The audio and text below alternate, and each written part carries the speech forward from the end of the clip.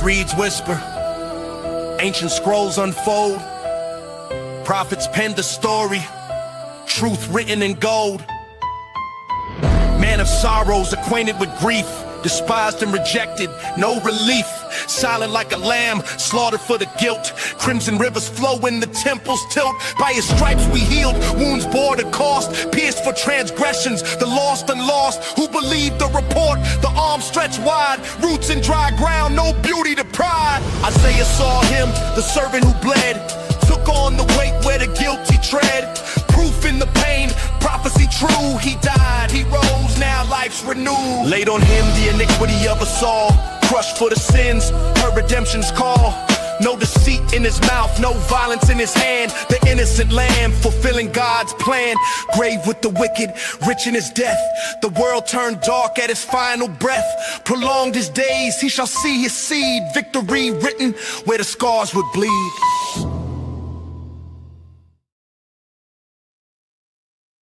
All right, how's everybody doing? Thank you for joining me for another live. I'm just going to be doing these Q&As, a little more casual. It's not a debate stream. That we're not really doing that here. But if you have genuine questions, have doubts, questions about the reliability of the New Testament, about the Gospels, things pertaining to that, did Jesus really claim to be God? Is Paul really a true apostle? Or is he some kind of fraud or whatever? Imposter, that kind of a thing. It's pertaining to New Testament, resurrection, all that kind of stuff. I would love to talk to you. I feel like I'm dressed like the Makati right now. I don't know why. It's a little cooler here where I'm at right now, so I got the beanie on. Somebody says W drip testify. Yeah, I don't know. It looks like I'm construction job reject right now. So Koopa says, what's up? Hey, Koopa. Can't call in today. Looking forward to listening as usual. Well, call in anytime, Koopa. We'd love to have you. Join link should be pinned. And so anybody can join. You can also ask questions in the chat. That's completely fine. And so be rabbit looking. This is true. This is true. I do kind of look that way. Dirty McPologist. Good morning and God bless you, brother. You too, you too. Yeshua Akbar. Indeed, indeed. Is God identical to his essence? Sure, but I'm not talking Christology here or metaphysics or anything like that. Talk about the text. What does the text say? And obviously, I think the text teaches the Trinity and all that good stuff. Anyways, greetings, Testify. God bless you. Your videos are fantastic and very insightful. Well, if it's good, it is grace. I don't know how God uses me through all the goofy memes and stuff, but he do. Love you, brother. Your McPologies help a lot. You know, without the McPologist, where would we be? We'd be just talking minimal facts or something. I don't know. Anyways, got a shout out to all the McPologists out there. David Paulman, OnlyFans, Bark, and of course the McGrews, friend Jonathan McClatchy, of course. I mean, he's got Mick in his name, so like that just makes him a McPologist by default. He's probably the biggest chief McPologist. You're running? Yes, I'm running like Muhammad Hijab. Just kind of hold on. Okay, somebody else take this call for me. Anyways, I don't know. That was my best Momo.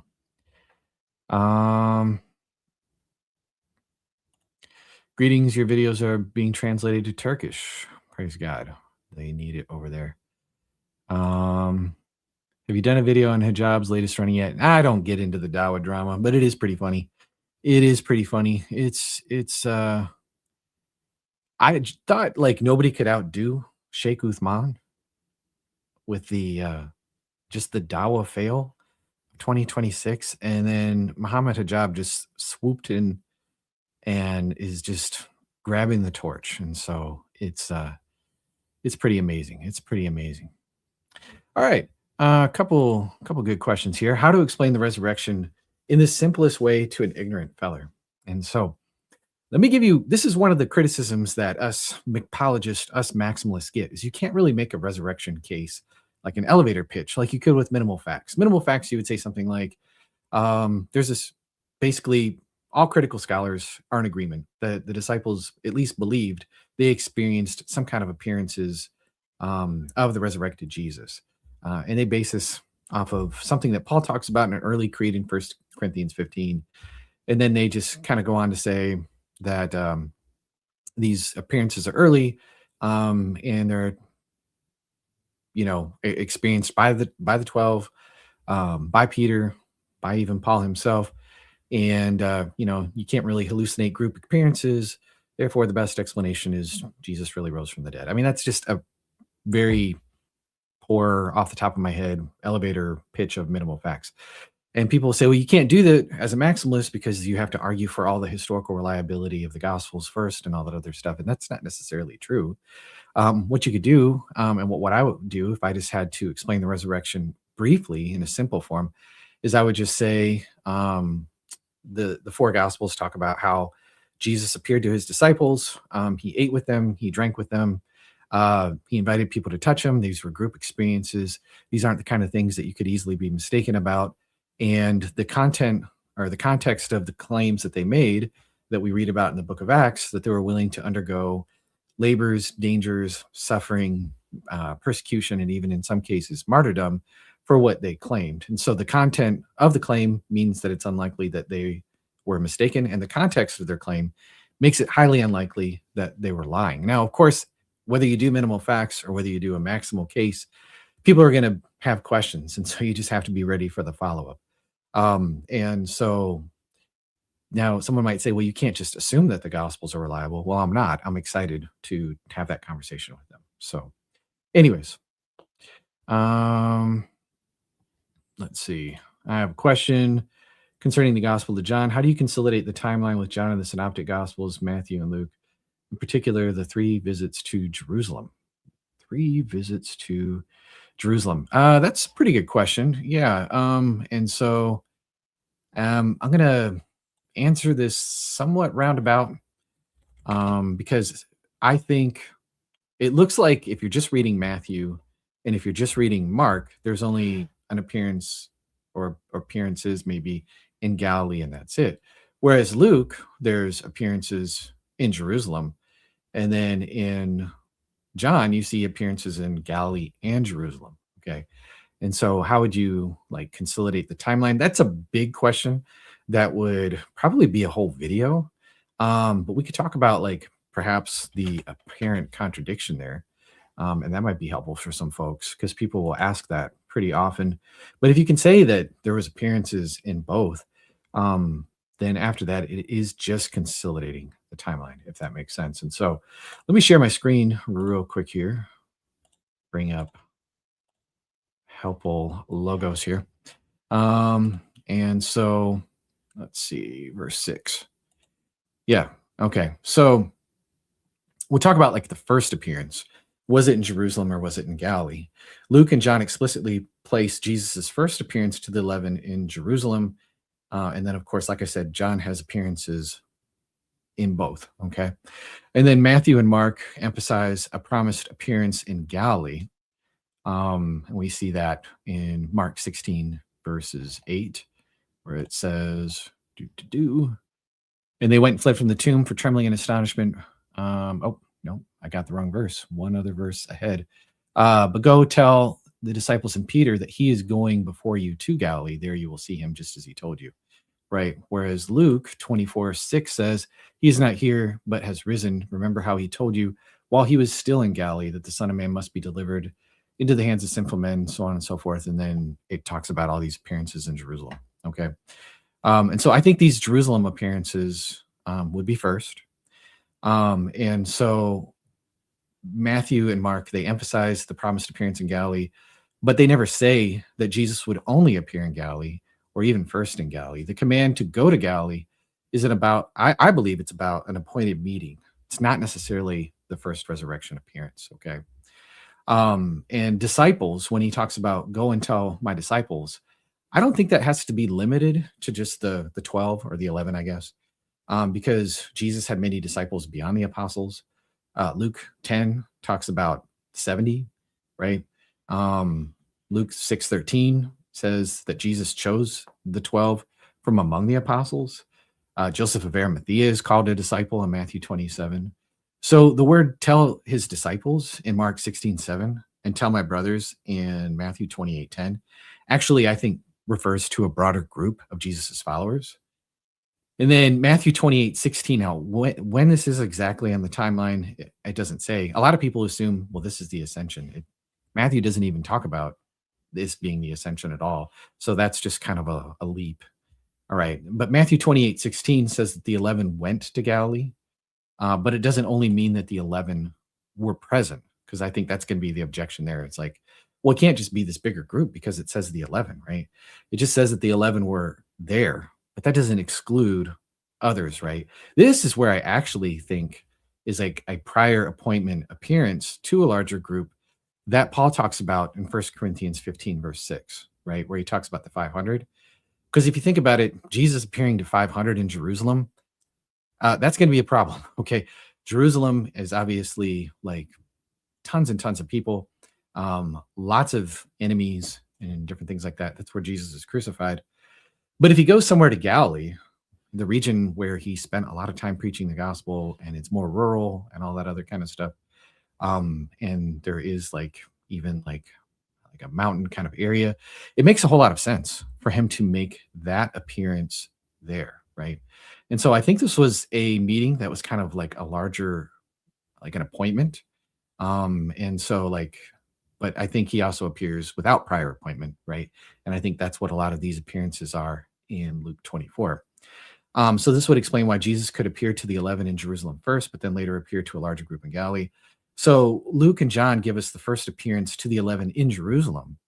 Matthew and Mark put forward a later appointed appearance in Galilee. There's no contradiction. And then, of course, Acts talks about that he provided for them many convincing proofs over a period of 40 days. And so when you see the appearances like to Thomas, for example, or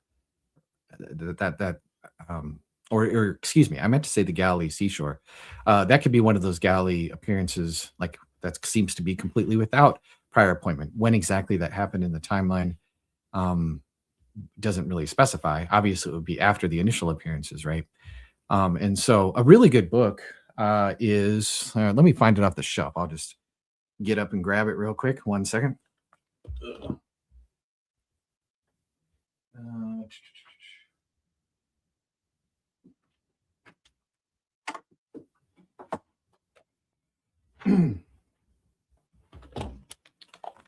right. If you're looking to find a way to harmonize the resurrection accounts, John Wenham, Easter Enigma, is a really good book, and he goes into way more detail than I possibly could, but he goes through everything.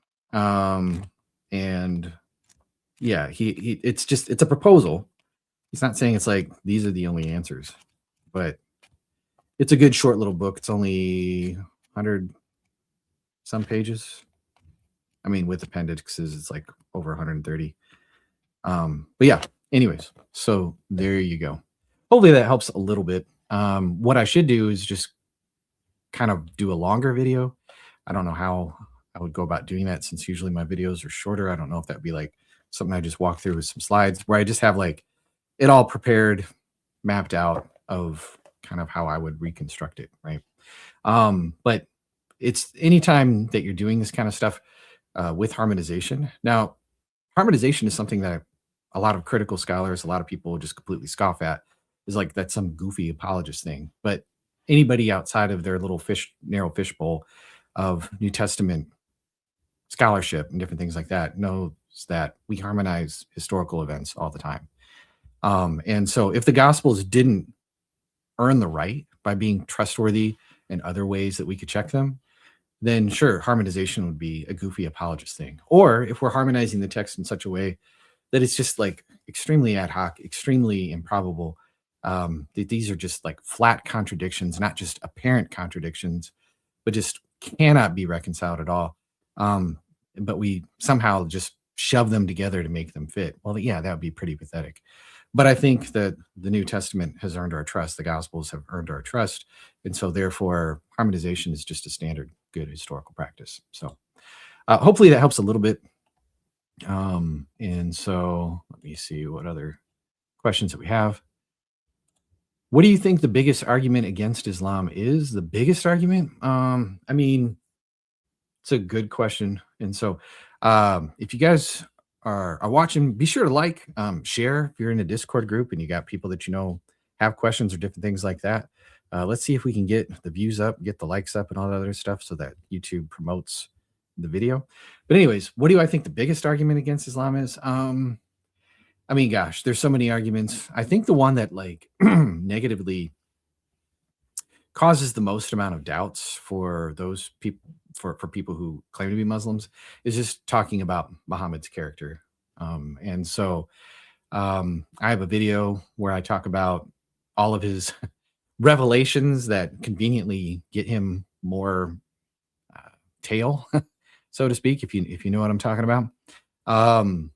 I think that causes a lot of doubts. I mean, you got Aisha, Muhammad saying that it was a dream where he knew he was going to marry this 6-year-old, and then he consummates the marriage at 9. She's still playing with dolls, according to their own sources. And it's not just Aisha.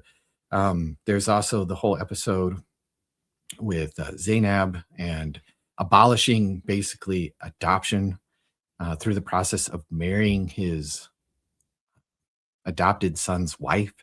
That's pretty messed up, as if like somebody is going to need, some Muslim down the road is going to need some revelation about, is it okay for me to marry my adopted son's wife?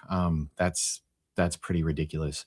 Not to mention everything about the sex slaves. You have the houris in the Islamic afterlife. You have all of this stuff. I think that's really the stronger arguments. It's just they're more sensitive topics for Muslims in terms of creating doubts within them. I think the Islamic dilemma is extremely solid. I think it's extremely sound. I think the way that you can articulate it in such a way that makes it even stronger. I think Than's video on inspiring philosophy on the Bayesian version of the Islamic dilemma is extremely strong. But and I don't think he's gotten any engagement or interaction with it, because let's just be honest, these Dawa boys, they can't do probability. They certainly can't do Bayes. They can barely spell. And so I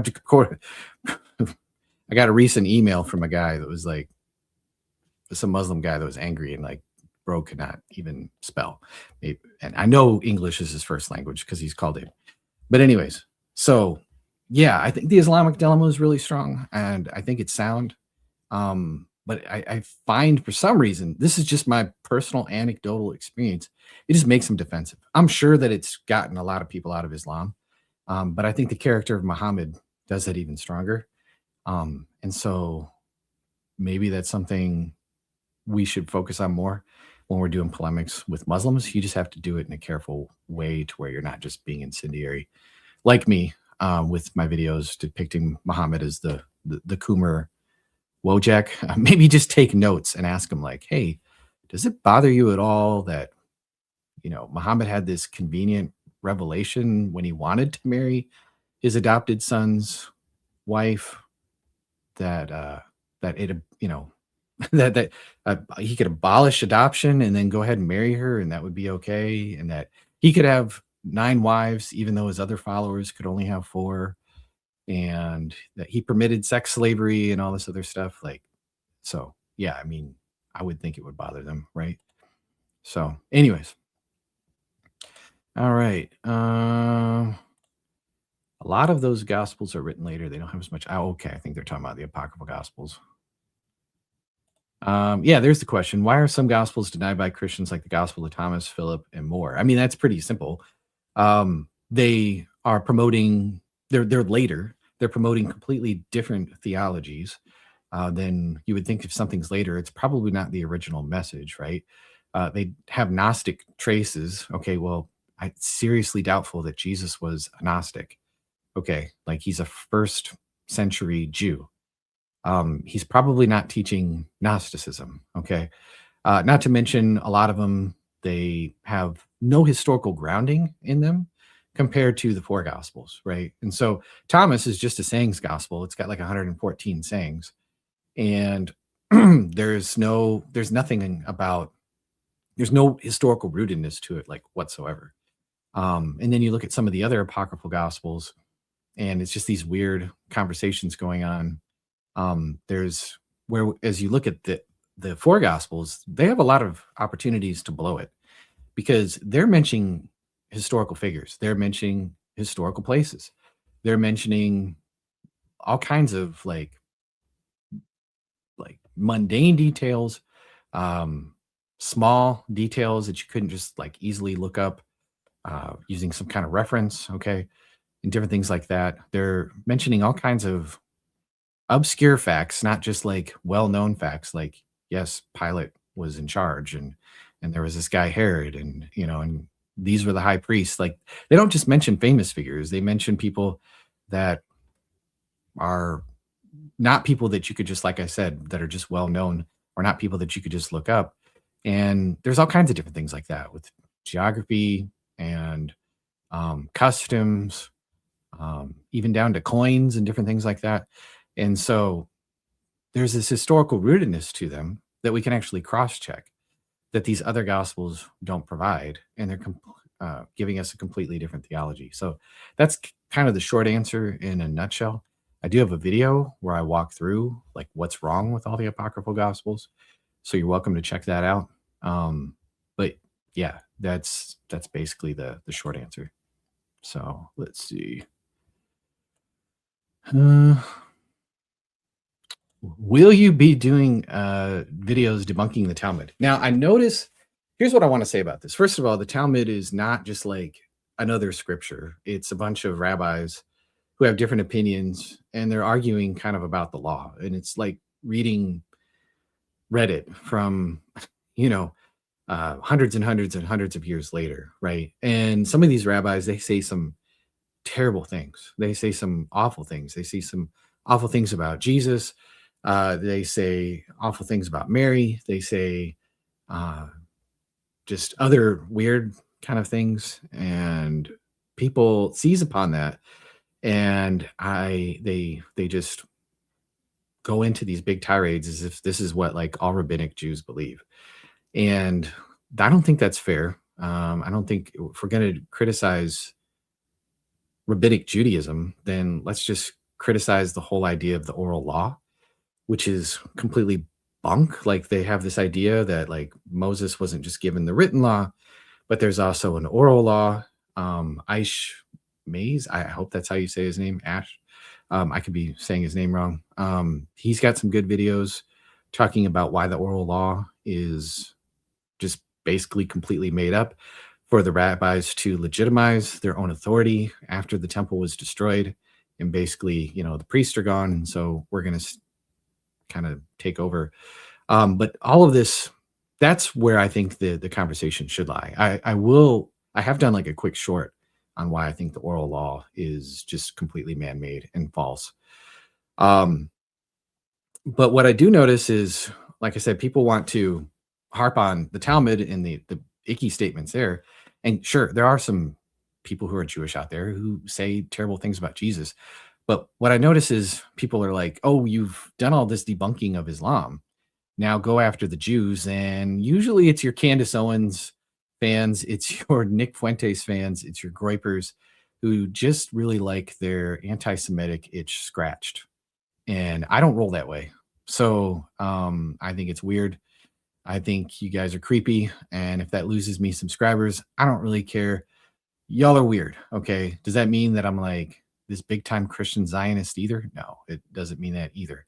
And so, but some of y'all just like to grab on the Talmud. It says some weird things and extrapolate that to the Jews and conspiracies and all kinds of weird stuff.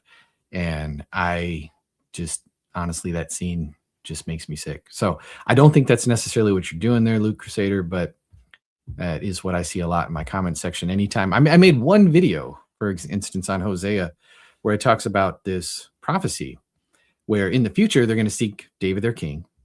And like, yeah, let me just pull up the actual scripture here so I don't just like misquote it. Yeah, it says, for the children of Israel shall dwell many days without king or prince. Well, we see that right now. Without sacrifice or pillar. They have no temple right now, right? It was destroyed. Without ephod or household gods, right? So no sacrifice, no pillar, no high priesthood, none of that. Okay, no Davidic king for thousands of years since the destruction of the temple. They have had none of that. So this is a prophecy that is pretty stunningly accurate, right? This thing has come to pass. And afterward, the children of Israel, and I think this is future, shall return and seek the Lord their God and David their king, and they shall come in the fear of the Lord and to his goodness in the latter days. And so, again, you could say, oh, well, this sounds like dispensationalism, Testify. I'm just reading the text, okay? This is what the text says. I do think Paul talks about in Romans 11 that there will be some Jews who do turn to Jesus in the last days. It says every eye is going to see, and they're going to mourn for whom they pierced in Zechariah, right? So I think this plausibly is talking about kind of the same thing here, right? So I made a video on how this is really striking, right? Israel was either worshiping idols, or they were known for having a Davidic king, and B, a high priesthood with sacrifices, right? And they've had none of that. But they've also, Israel is not worshiping like idols, right? They're no longer worshiping household gods and different things like that for thousands of years. And only now is there like this nation state of Israel. And whether that's fulfilled prophecy or not, I don't really care. But the thing here is, I do think that if one part of this prophecy happened, then this other part is also very likely to happen at some point, right? How does that work? How does that work? I don't know. Again, I'm not super into dispensationalism and all this other stuff. So put your torches down, put your rocks down. This is just scripture. This is all that it says. And if one part came to pass, the other part will come to pass too. But I had all kinds of comments from the gripers saying I received a $7,000 check from Israel for making this, that like some sort of like Israel organization, pro-Israel organization must be giving me money because I just made one prophecy about the Jews. That's like, I'm literally reading the Bible. You guys are saying nothing about the verse. And so like, what are we doing, people? So you weren't asking for all that rant, but you got it. Like I said, most people are like, what about the Talmud? I usually, not saying that's where you're coming from. That's what they want. They want me to scratch their little itch because they've listened to a lot of Nick Fuentes, and I just find that whole pocket of people to be extremely creepy. So there you go. Anyways, let's check the chat and see what we got.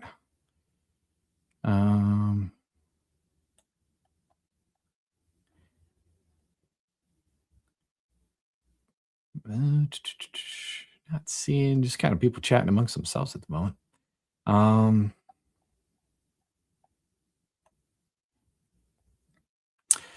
right. Well, while we're waiting for any kind of oh, we do have a caller. We got a Nick. All right, Nick, you're up on stage, bro.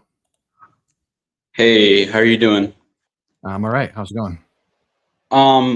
Really quickly, I saw your stream pop up, and I've been listening for probably about 15 minutes. I've probably been listening to you for about 2 years, so I appreciate you a lot. You've helped me understand a lot of like anti-Islam arguments, textual defense of early Christian texts and things like that. So I appreciate it. I just had a couple questions kind of directly related to what you're talking about right now, actually. Okay. I'll do my best. Yeah. Okay. So it wouldn't be dispensationalism to say that there's going to be like a future eschatological conversion of the Jews, would it? I mean, that's what a lot of church fathers speak about when they speak of kind of a future conversion of the Jewish people. Would that be correct? Like, why would that be dispensationalist? Yeah, I don't know. It's what people kind of lump together with it. Is this idea that After the rapture, the church age is done. And so now God is completely kind of switching gears. Like this is kind of how the scheme goes as far as I understand it, which is limited. And this is theological and a little out of the area of my wheelhouse. Okay. But so basically they say, dispensationalists would say, God switches gears and he's done with the church age. Now he's going to focus on the Jews. And it's going to be during this 7 years of great tribulation. And after 3.5 years, I think like the Antichrist, comes into his full power and all this other stuff. And these Jewish people begin to convert and all this other stuff and yada, yada, yada, something like that. Some dispensationalist out there is going to listen to this and say I'm completely strawmanning it, and they're welcome to correct me. To me, I'm just going off of some scriptures that seem to me to be pointing to that. Okay. So I don't have to take a dispensationalist scheme or promote one or not promote one to just point out the simple fact that the scriptures say X, Y, and Z about the Jews, right? Like that they're not going to cease as being a people. That's Jeremiah 30:17 and many other different scriptures. And then also like Paul talks about this, like he seems to talk about this gathering of the Jews in Romans 11, where he talks about all Israel will be saved. Well, like, how is that ever going to happen? Zechariah does talk about like the nation of Israel is going to see the one whom they pierced and mourn for him. So I don't know. Is there like this appearance at the end and some of these people repent? They don't harden their hearts against it. I don't know. How all this works out, I'm not really sure. It just seems to me like me just reading some scriptures about what it says about the Jews, or even, God forbid, say the word Jew, and like people just get weird and trippy on the internet. It's probably just limited to comment sections. And you know how comment sections can be. They just seem louder than actual like people in real life. But it was just something that I've noticed. And usually these comments are tied with people going, hey, do a video debunking the Talmud. And it's like, I know why you're asking me that. And you're probably being, sometimes, not always, but most people that ask me to do that are just being creepy. So that's all that I was trying to say. Okay. And then I have another question, then I'll hop off. It's Sure. a little bit more critical if you're willing. So I'm going to assume, I know you don't really talk about explicitly, at least, what denomination you're affiliated with, but I'm just going to assume that you use the Masoretic text for the Old Testament. Why ought Christians use a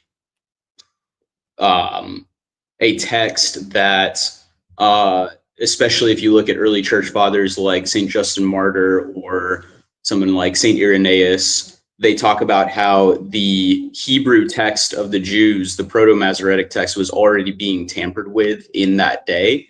And then you see the emergence of like certain portions of the Old Testament. Like, I think the one that most people are familiar with would be the Isaiah verse about the young woman will conceive, versus in the Septuagint, it's more explicit about the virgin will conceive. And so you get kind of these, I guess for lack of a better term, subtle changes that have actual, in this case, like Christological implications. So I'll just circle back to the original question that I asked. Why ought Protestants, and I think a lot of Roman Catholics, why ought they use a text that has potentially been tampered with by non-Christians? I haven't looked into these kind of textual issues with the Old Testament in like great detail. And so I'm just trusting basic like scholarship and comparison. Like when you're talking about like with Isaiah 7 and different things like that, I mean, I would say that even these other texts are still going to say a virgin shall conceive. They're not just going to say young woman. I mean, like ESV is what I'm using. And that's just your standard evangelical translation. That's CSB is another one where it says, behold the virgin. Okay. So you could, but they're quoting from the Septuagint. If like, sure. And it'll say, it should say in the footnotes, because I have an ESV right here, or not an ESV. I actually have an NIV, an old NIV. Sure. And it says that we're quoting this part from the Septuagint, and this is where we differ from the Masoretic text. Okay.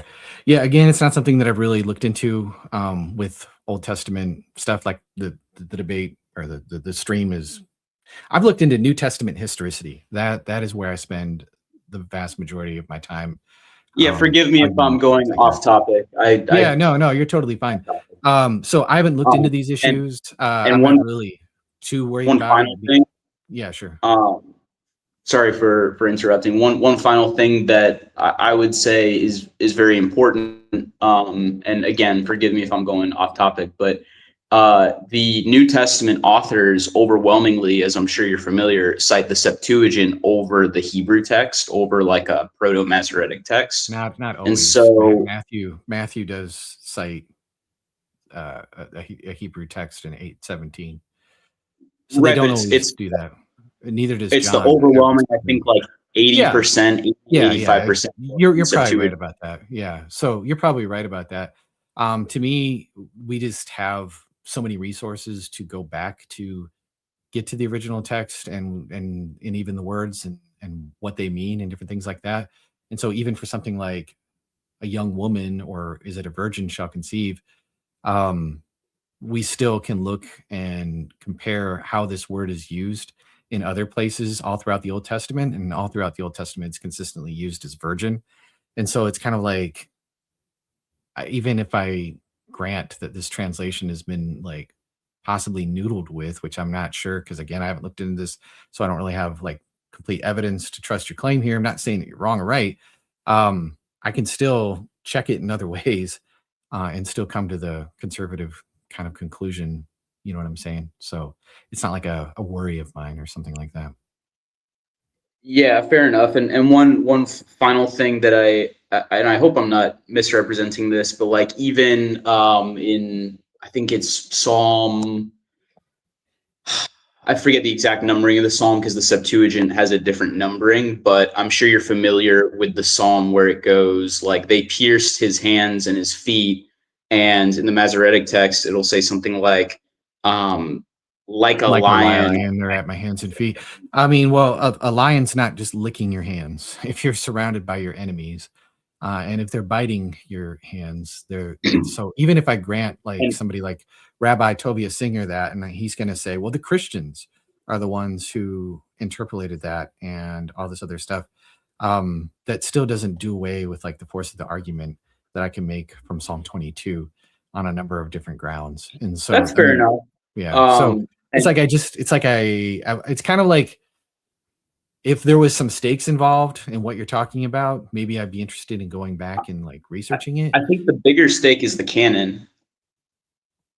Like the canon that follows from the Septuagint, as opposed to a Masoretic rabbinical canon.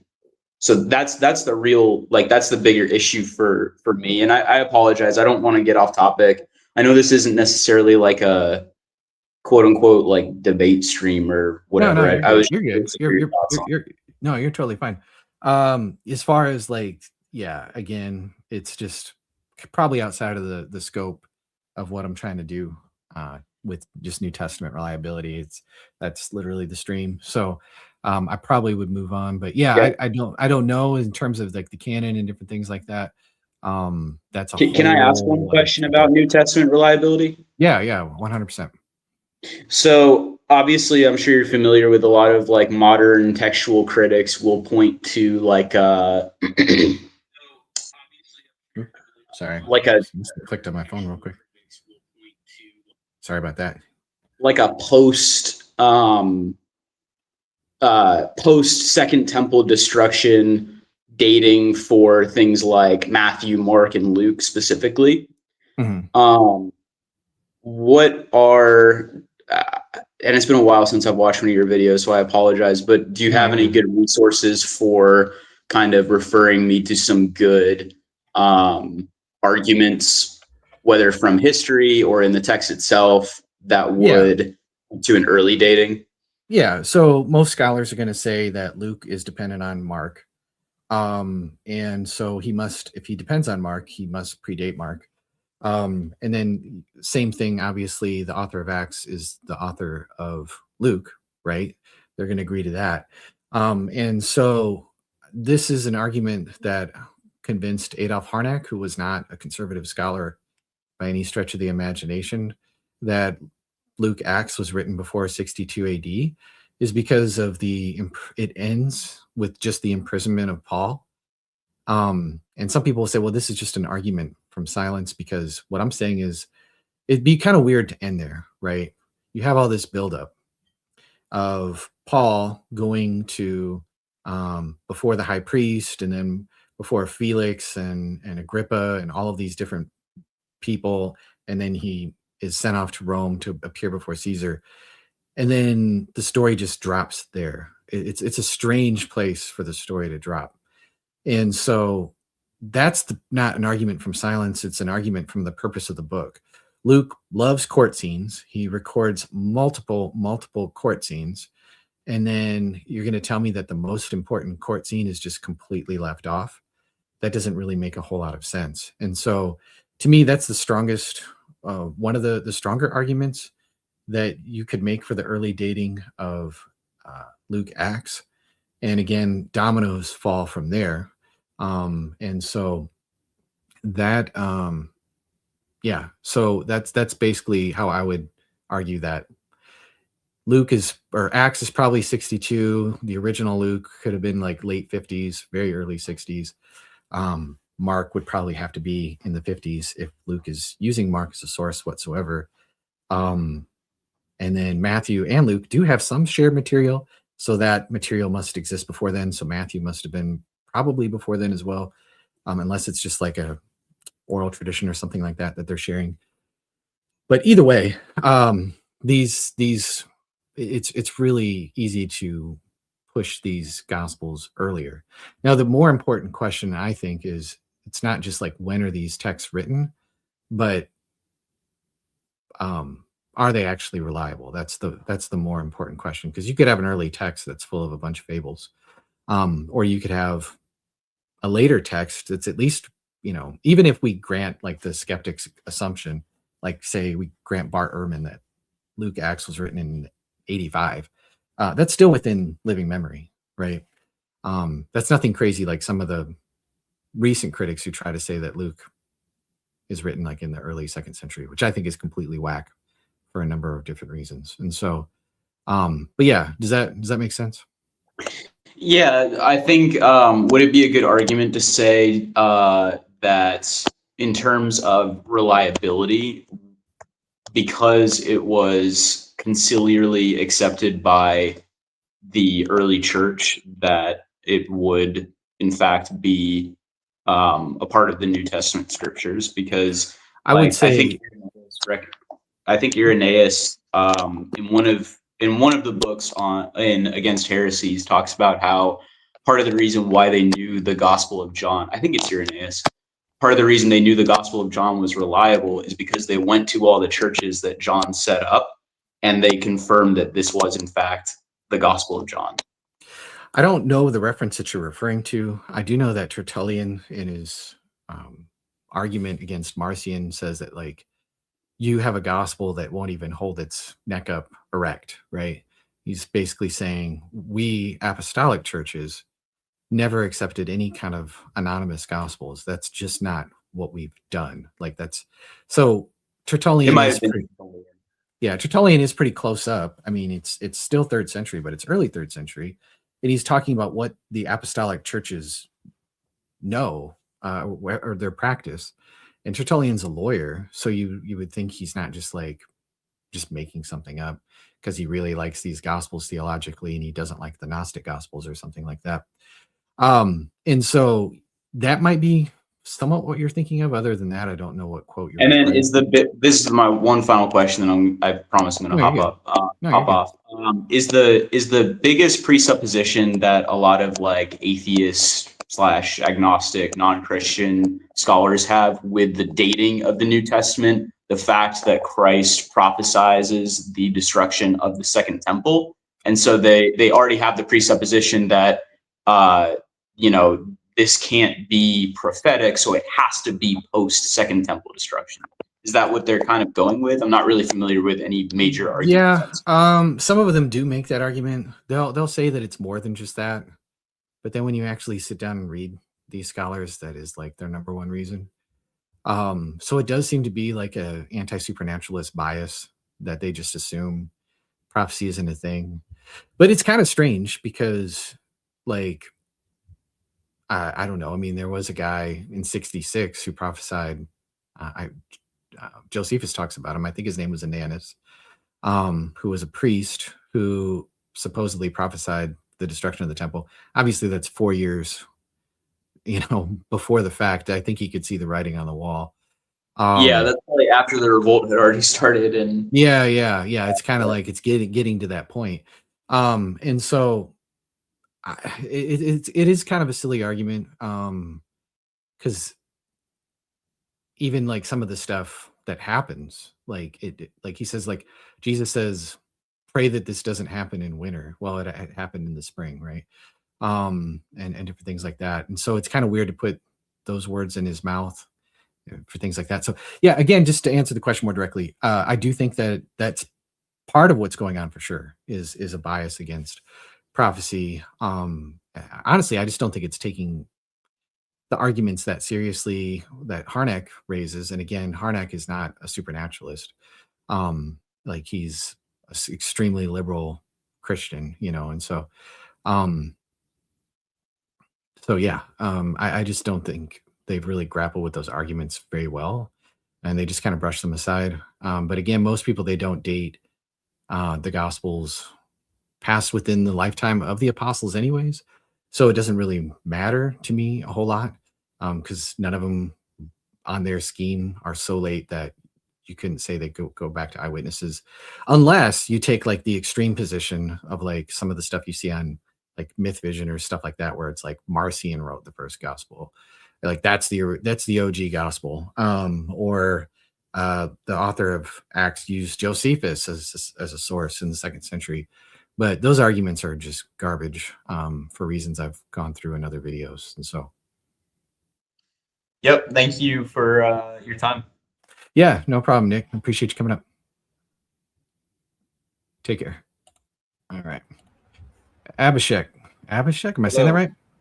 Yeah, that's an Indian name. All right. Okay.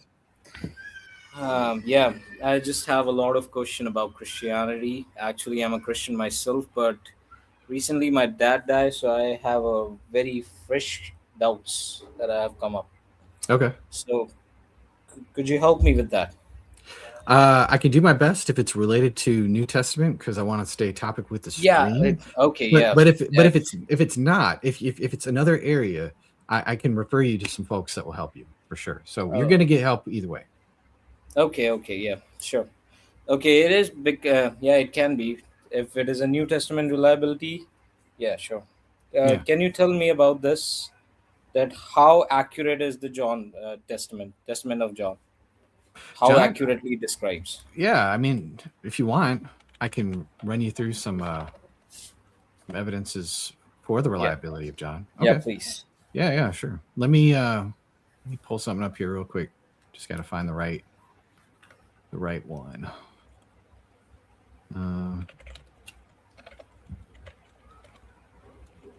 I have some slides, so I can just throw them on the screen here.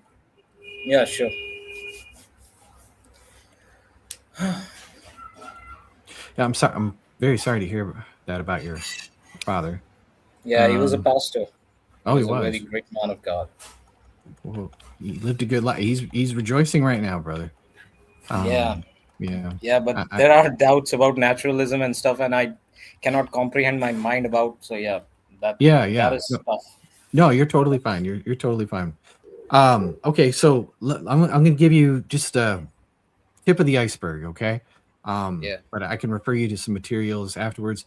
And then if you have other doubts that are not related to New Testament, like I said, I'd be happy to refer you to some folks who can just talk to you one-on-one privately over Zoom, completely free. Okay, so I'll let you know about that when we're done.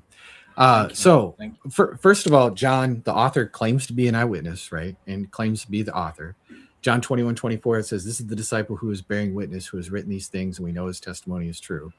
Now, some people say we, like, what does he mean we? But I think that's just a brief editorial endorsement. It's not multiple authors. It's kind of like when in Romans 16:22, it says, I, Tertius, wrote this letter to greet you in the Lord, right? And then also the author claims to be a witness in John 19:35 because he talks about the crucifixion. He talks about Jesus being pierced with the spear and all this other stuff. And right in the middle of that, he says, he who saw it has borne witness, his testimony is true, that you may believe. And then the same author is the same author who wrote 1 John, where he says, what we have heard, seen with our eyes, touched with our hands, we proclaim to you, right? And so he claims firsthand witness of Jesus's ministry and crucifixion. So that's just the claim, right? Now we want to know, is like there any evidence to support his claim? And so now when we look at like the reliability of the Gospels, any gospel, sometimes you'll hear people say, well, yeah, like Tacitus mentions that, Jesus was crucified under Pilate, and there's this group of Christians, or same thing with Josephus, something along those lines. And that's neat. And that's great and all. And sometimes people ask, well, why don't we have more secular evidence that Jesus rose from the dead? Well, it wouldn't be secular evidence if they believed Jesus rose from the dead, because they would be Christians if they believed Jesus rose from the dead. But also non-Christians just rarely noticed or cared about the Christians, right? So the more powerful evidence for me is where the Gospels mention in passing facts about the historical setting, right? When they get obscure facts right and they just mention them casually, and they're not the kind of things that you could just like research and look up and put in your book to make it look real.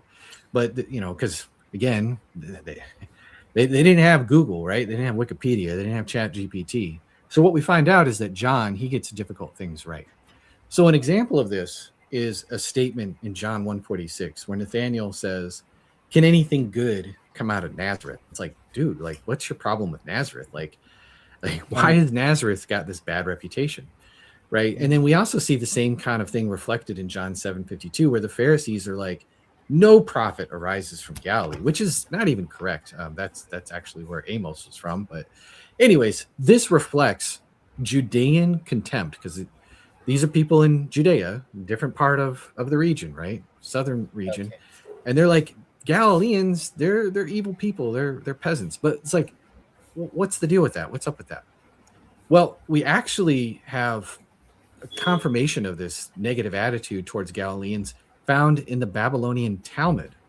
This is a collection of Jewish writings, right, from rabbis and different things like that. And they make statements just completely making fun of Nazarenes, right? So they say the children of Judah, they retained everything that they learned. So the people from Judah, they're the smart ones.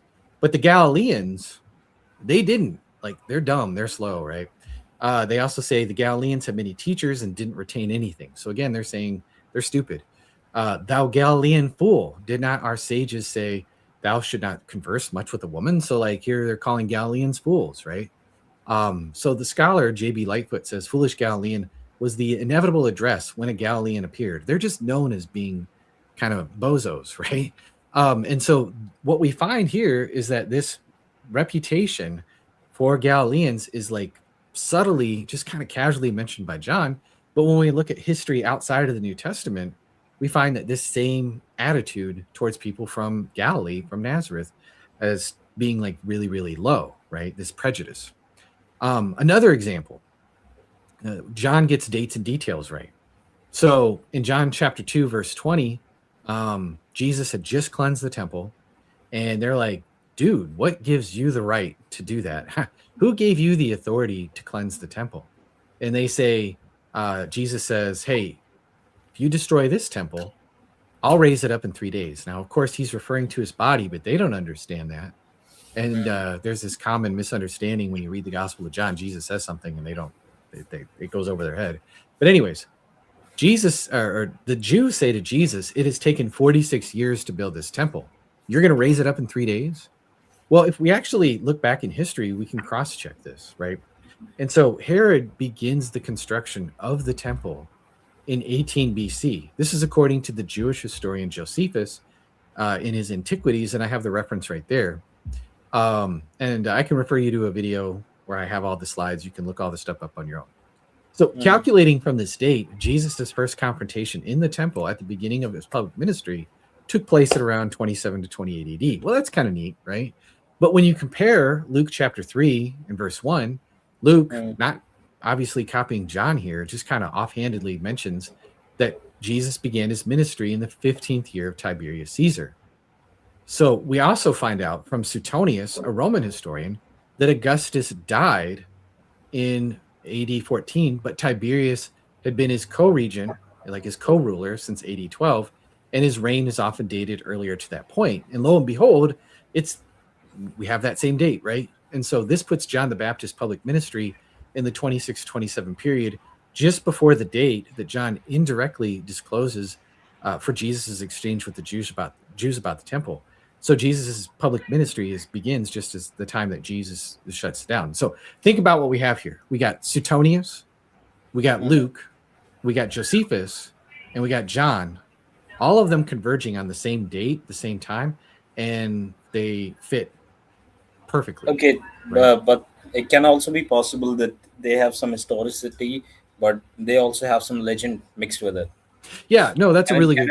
Possible. That's a good question. No, that's a really good question. And so, in order to say that, because this is just like I said, the tip of the iceberg. Like there are dozens of details like this in John's gospel, and there's a way that they subtly interlock with the synoptics and confirm one another in ways that aren't like from copying.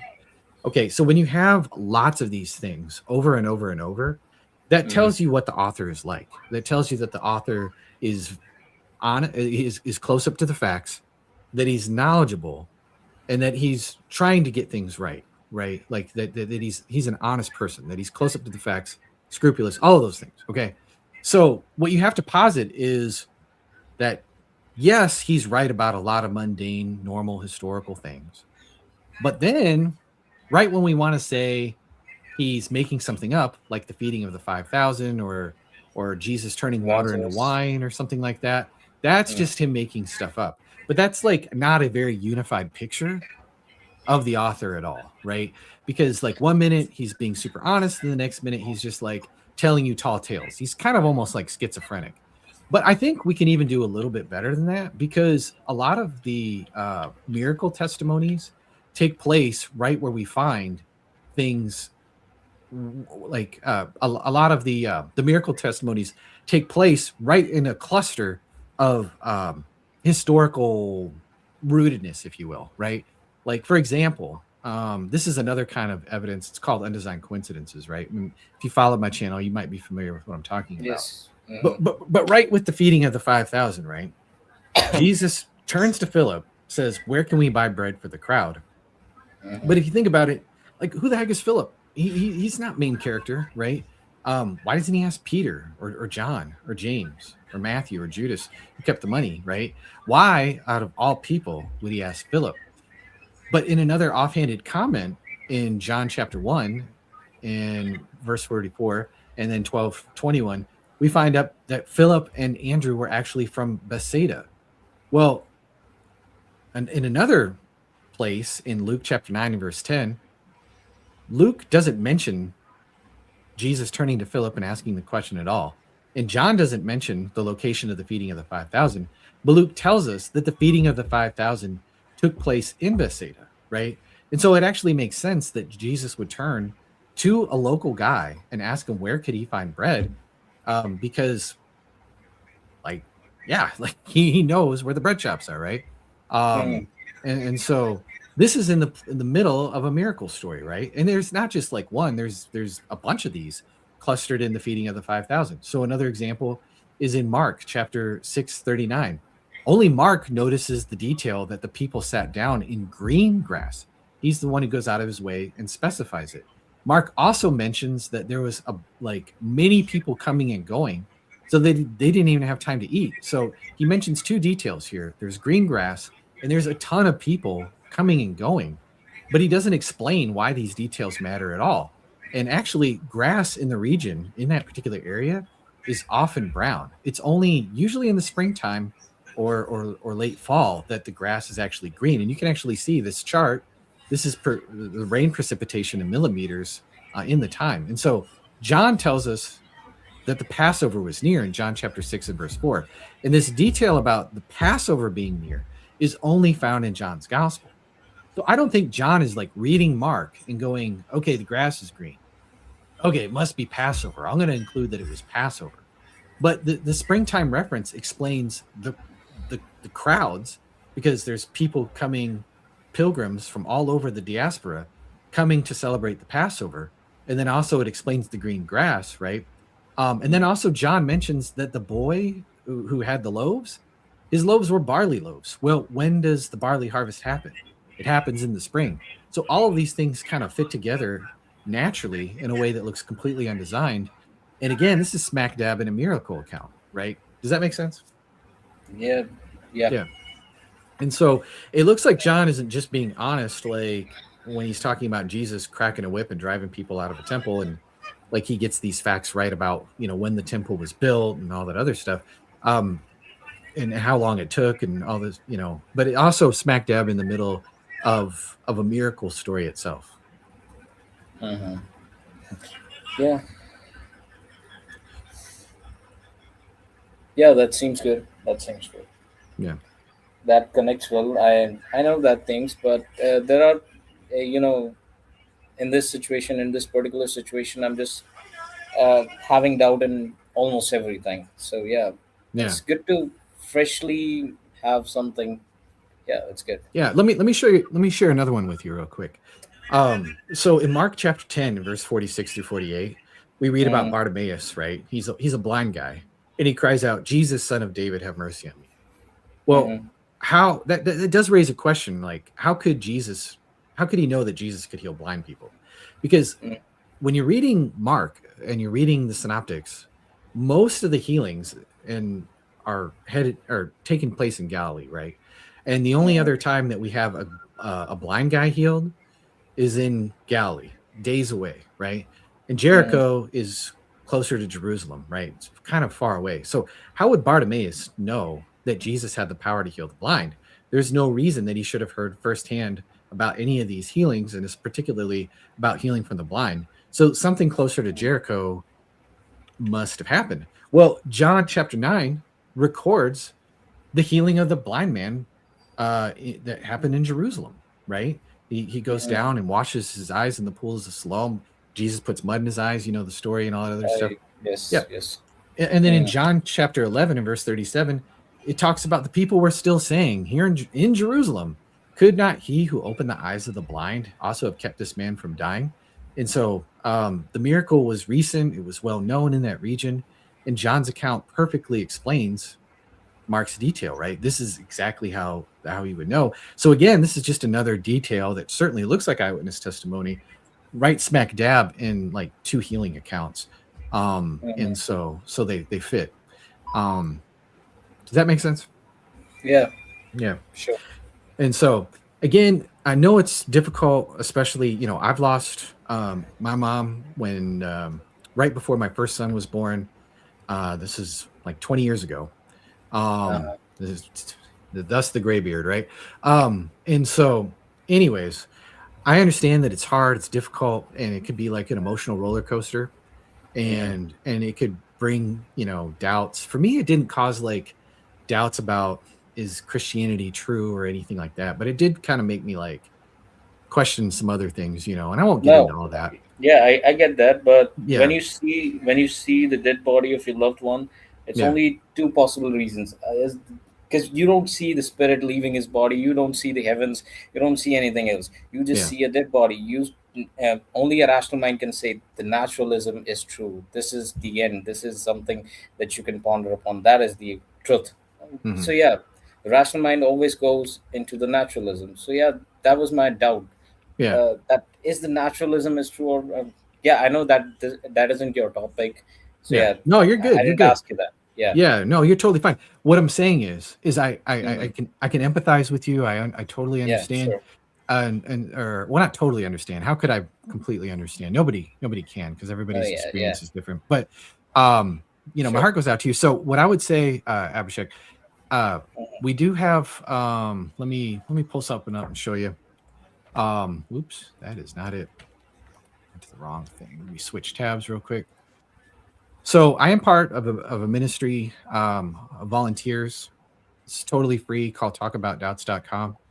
And if you are struggling with doubts at all, and this is for anybody who's watching as well, we do one free one-on-one or two-on-one Zoom calls. You can be from anywhere part of the world. We can make it work.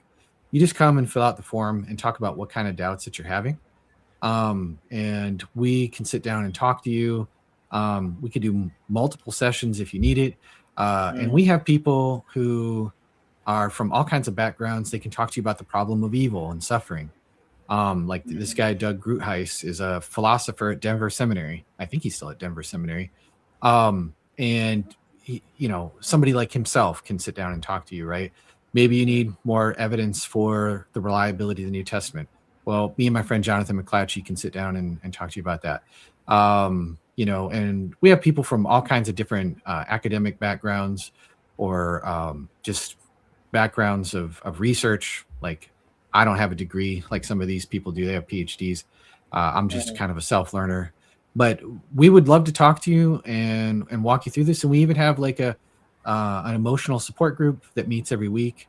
We have a Discord that you can join, all kinds of different things. And so you can get into a community that can encourage you so that you're not alone going through this, because I know it can be difficult. And we're 100% here to help you. And again, all of this is completely free. We don't even take donations. Okay. These are just people who do this out of their care of their heart. Right. And so if you want to, you are more than welcome to submit a question, and we'll get somebody talking to you. So did you have anything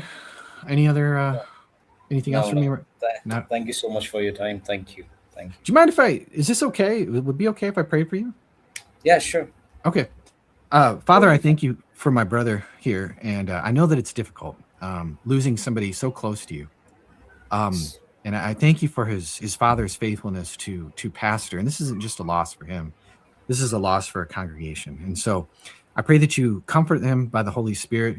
I pray that you give his congregation and the leaders wisdom and in the coming days, and comfort and strength, and that only your Holy Spirit can give. And we just thank you for his life. We thank you for his service. We thank you that he's rejoicing with you in heaven, and that this time that we have here on earth is really, if we really think about it from your perspective, is so short, is so brief, and that we will see, we will all be reunited soon. And we just thank you for this hope that we have in Jesus Christ. Amen. Amen. Thank you so much. Hey, you're welcome, brother. Thanks for calling in. Yeah, sure. All right, take care. Okay. All right. There we go. It's not uncommon when you're going through a tough time for the intellectual doubts to creep in, and the Bible says no temptation has seized you except what is common to man. And so everybody is going to go through something like this at some point in one form or another. And so that's why, as a church, we're here to support one another. That's why I do things like this. That's why I volunteer for Talk About Doubts. And so it's to bring people to Christ, keep people in Christ, and to strengthen them in their faith. And so I hope that's what these streams are for. These are different. These aren't debate streams. I'm not trying to be God Logic. I'm not trying to be Michael Jones. Although, I don't mind having discussions with people that disagree. Totally. But to me, at the end of the day, talking to the sincere person who's just genuinely hurting is going to mean way more to me than any kind of clip I could farm and post. You know what I'm saying? Not that stuff doesn't have a place. It's funny. Some of it can be fun and funny and all that stuff. But yeah, that's why we're here. So praise God. While we're waiting for a caller, hey, man, might as well share another miracle, something right in the middle of John, talking about the reliability of the Gospel of John. So John 18:10 tells us that Peter cut off the ear of the high priest servant, right?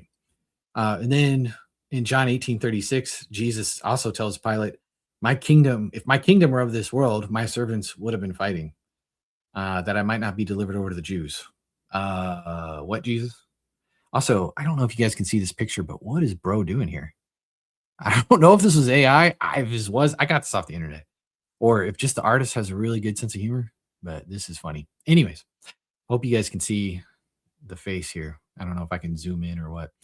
But yeah, wouldn't that count as fighting? Like, you just hacked a guy's ear off, Peter. Couldn't Pilate have just said, yeah, that's a problem? But if you go over to Luke's gospel, Jesus said, no more of this. He touched his ear and healed him. So only John mentions the name of the high priest's servant, Malchus, right? And he doesn't mention anything about Jesus healing the man's ear. He just leaves his ear basically hacked off in the story. But Luke has the detail of the healed ear, right? So how could Peter be arrested for the assault? Or how could Jesus be contradicted in the claim? Because there was no remaining physical evidence of the struggle. Bro's ear was fine, right? And so, but this is really difficult to explain on the hypothesis that maybe John was just copying Luke. But he drops the story of the healing of Malchus's ear, which seems like a pretty cool story to include, and then has Jesus make this statement that could just so easily be contradicted 26 verses later, right? And so again, this is another undesigned coincidence that just fits together naturally. But notice what's happening here, right? This is God healing an amputee, right? Who says God can't do that?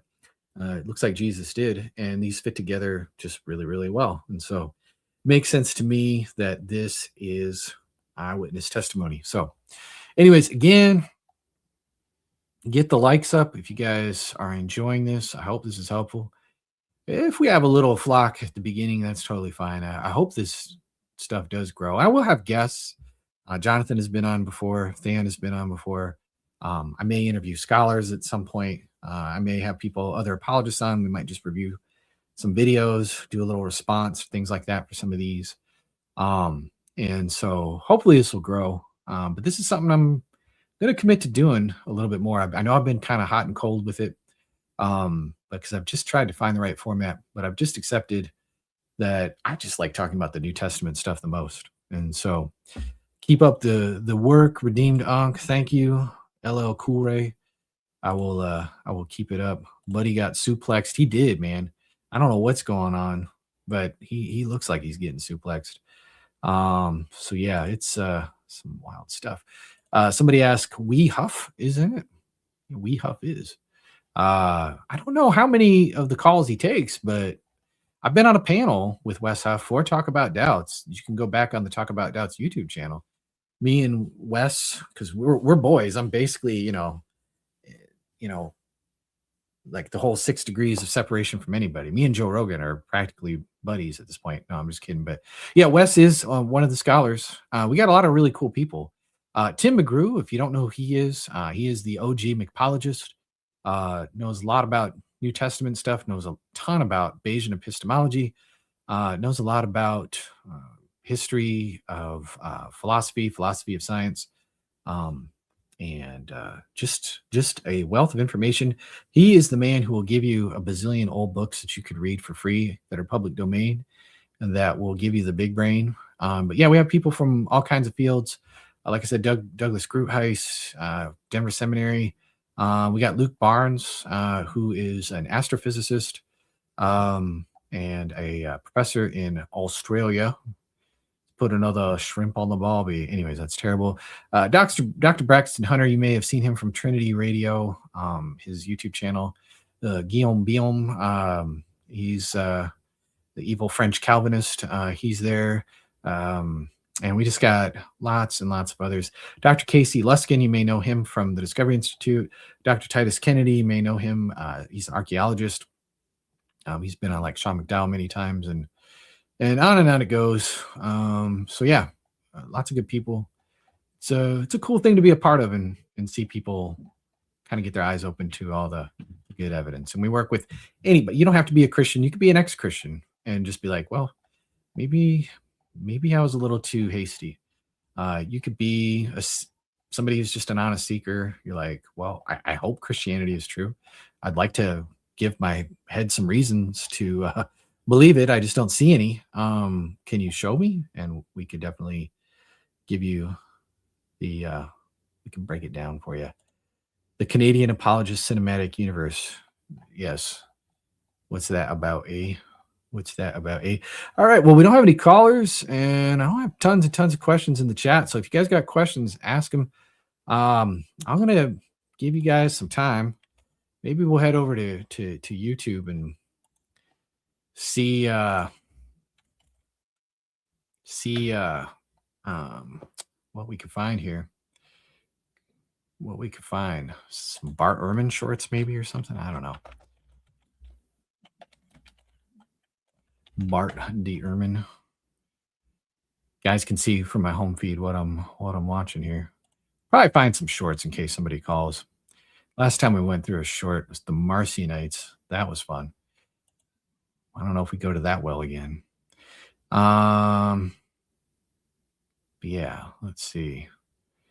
Gotta find something good here. These glasses, though. Those are fancy glasses. Who's got the fancier glasses here, chat? Is it this lady or Bart? Bart's got those nice round glasses. Those are trademark Bart right there. Like, I swear he gets those custom made. I love this kind of drunk Bart face right here. Let's see. Theism versus deism. What are we going to find here? We got to find something where he's just talking some smack about the Gospels.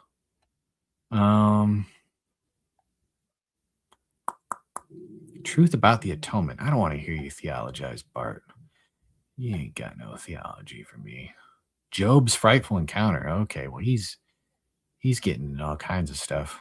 Let's look at popular shorts. How about that? That might be easier.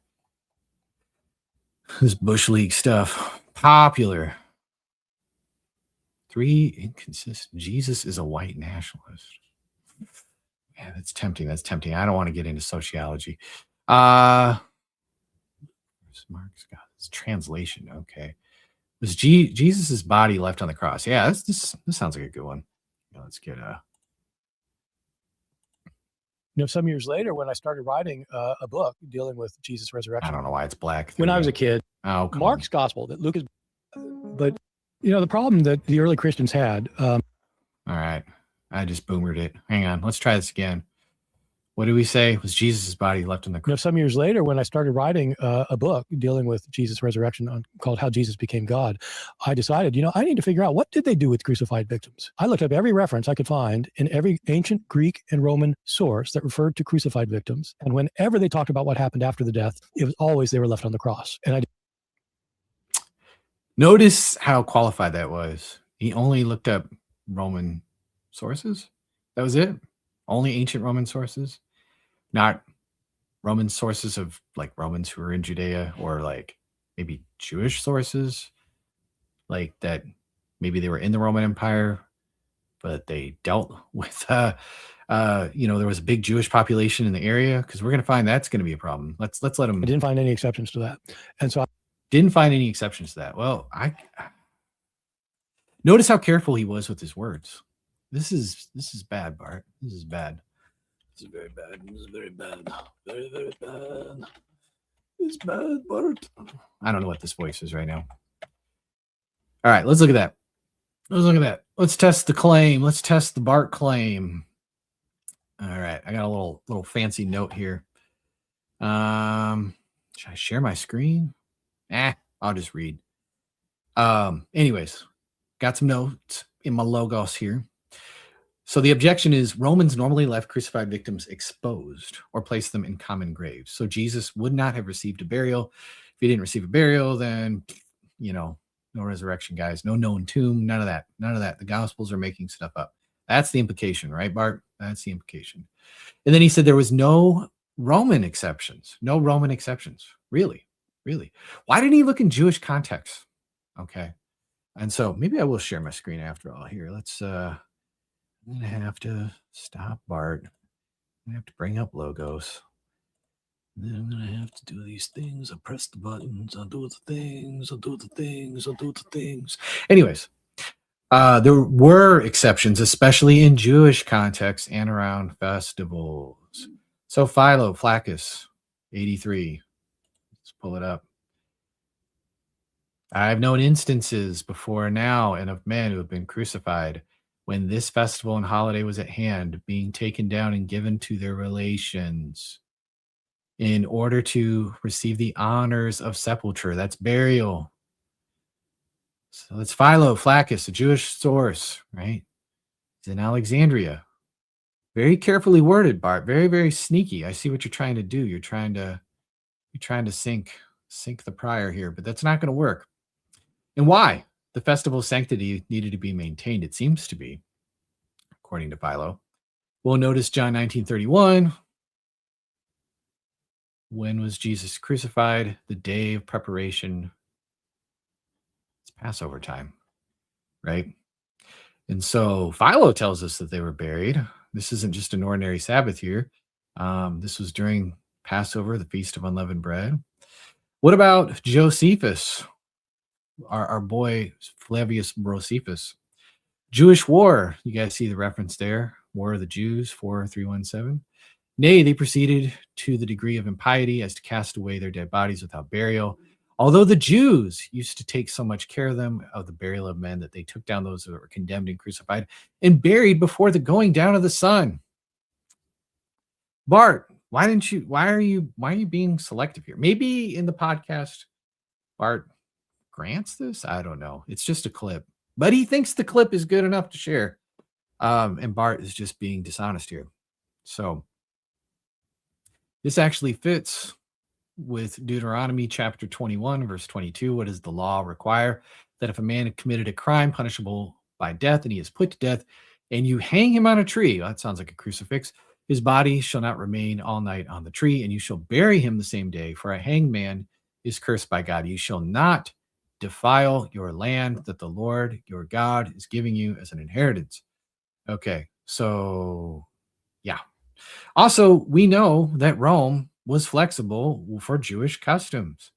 Josephus records decrees protecting Jewish practices under Augustus and Caesar. We have some examples of that right here. He's like literally this. I'm not going to read this long quote. This is a long quote where basically these Roman Empire emperors, same here. And this is Josephus. References, if you want them, are Antiquities of the Jews 14:201, Antiquities of the Jews 16:161, where they're basically talking about making accommodations regarding like Sabbath observance and exemptions related to worship, legal appearances. So it is not at all historically impossible that Jesus received a burial. So let's get back to Bart. Let's see what he's saying here. Gotta stop this screen, share another. There's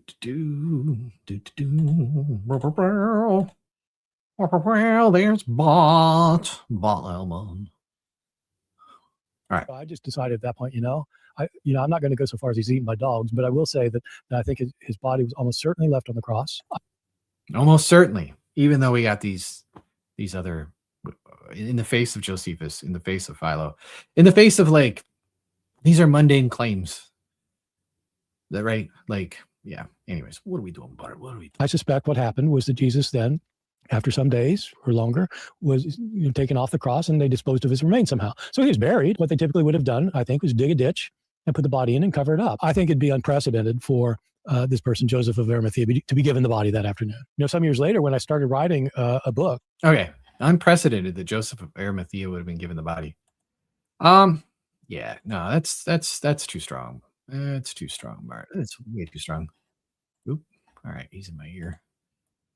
So let's look at the burial. I think I'd see. Wait a second. I'm just pulling something up here.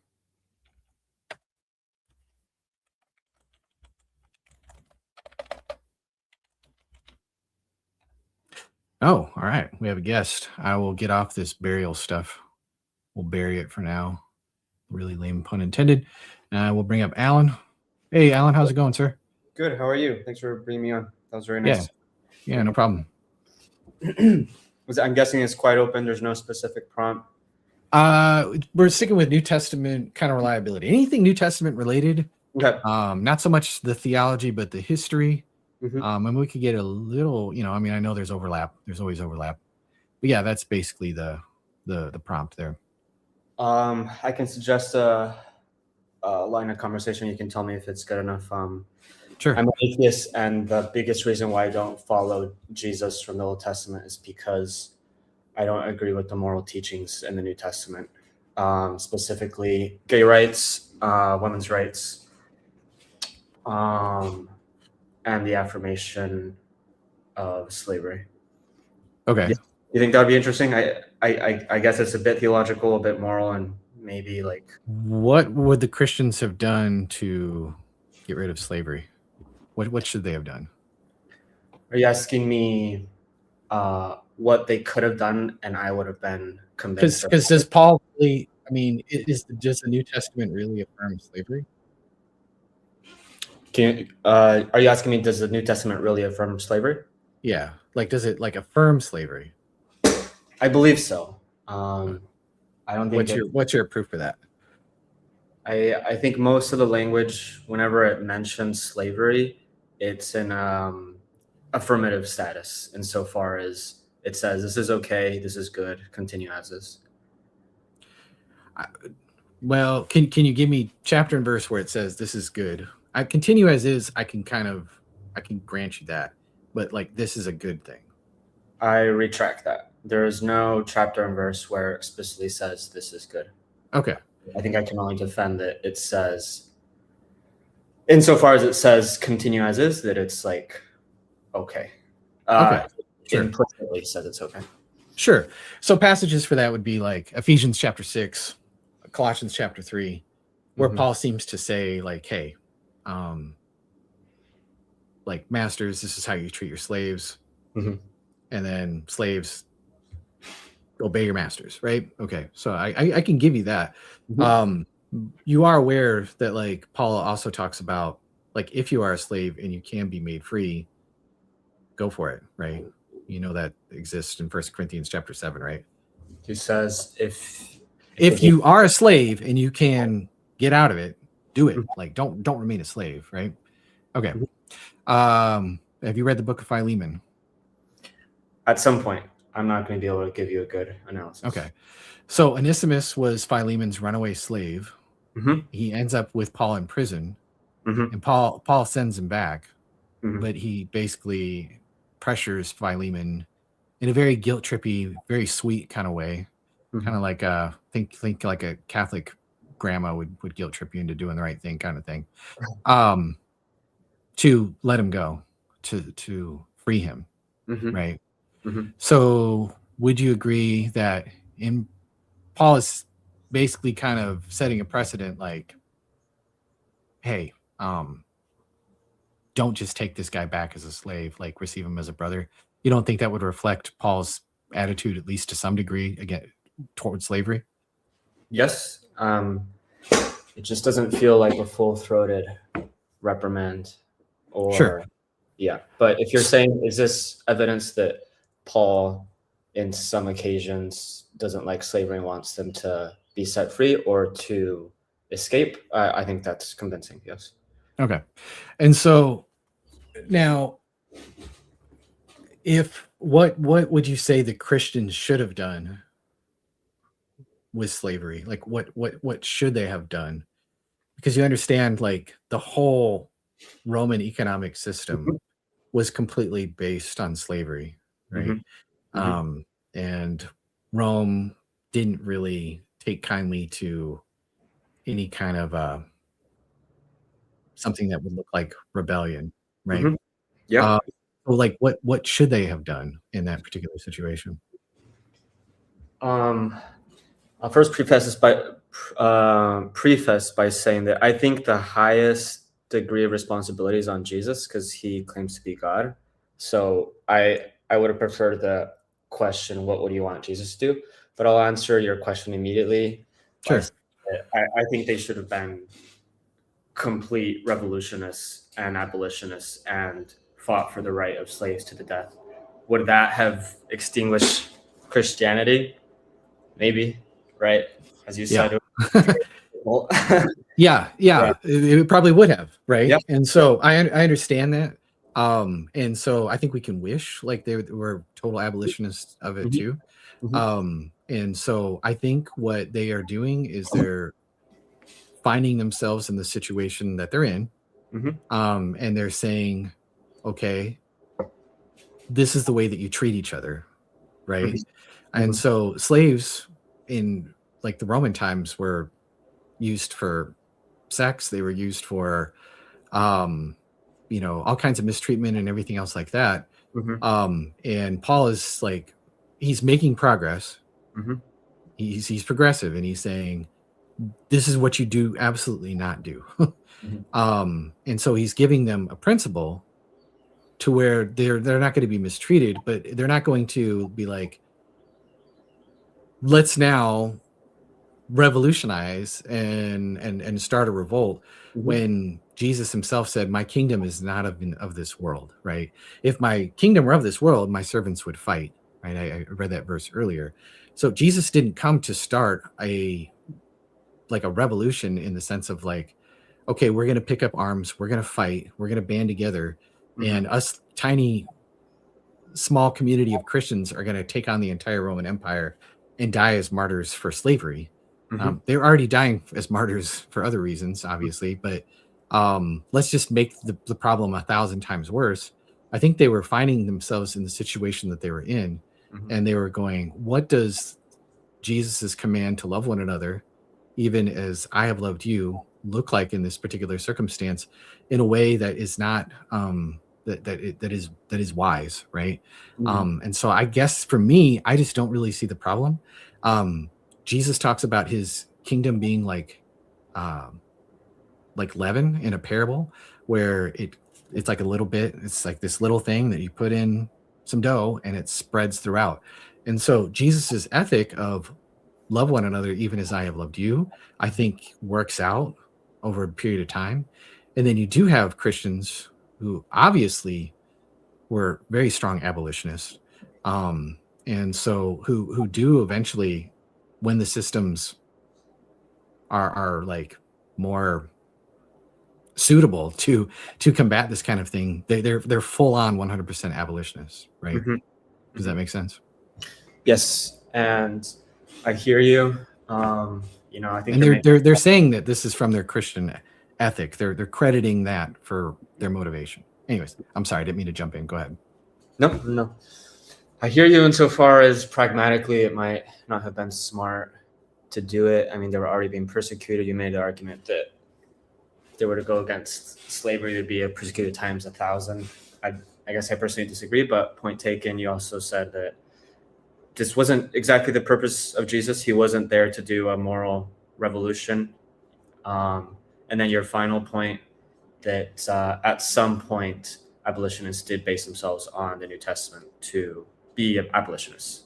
Do you think that's a good? That was their ethic, was love one another even as I have loved you, right? And so they see that people are being mistreated. They're being, and in that particular time, as abolitionists, these people were being kidnapped, which the Bible, Paul specifically goes out of his way to condemn, and says, like, anybody, this is in 1 Timothy or 2 Timothy 1, I believe, where he talks about people who are kidnapping people and selling them. Like, that is awful. You can't do that.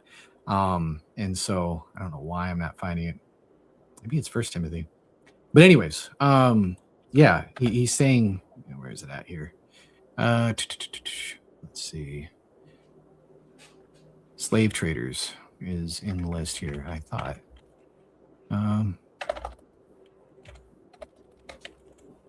Yeah, 1 Timothy 1:10. Right there with homosexuals. Sorry.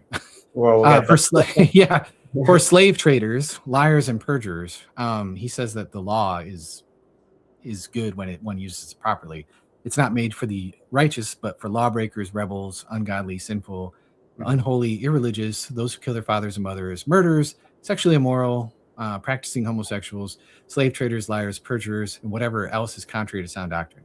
So he says people that are buying and selling slaves, like, that's bad. That the law says no, we don't do that, right? And so So yeah,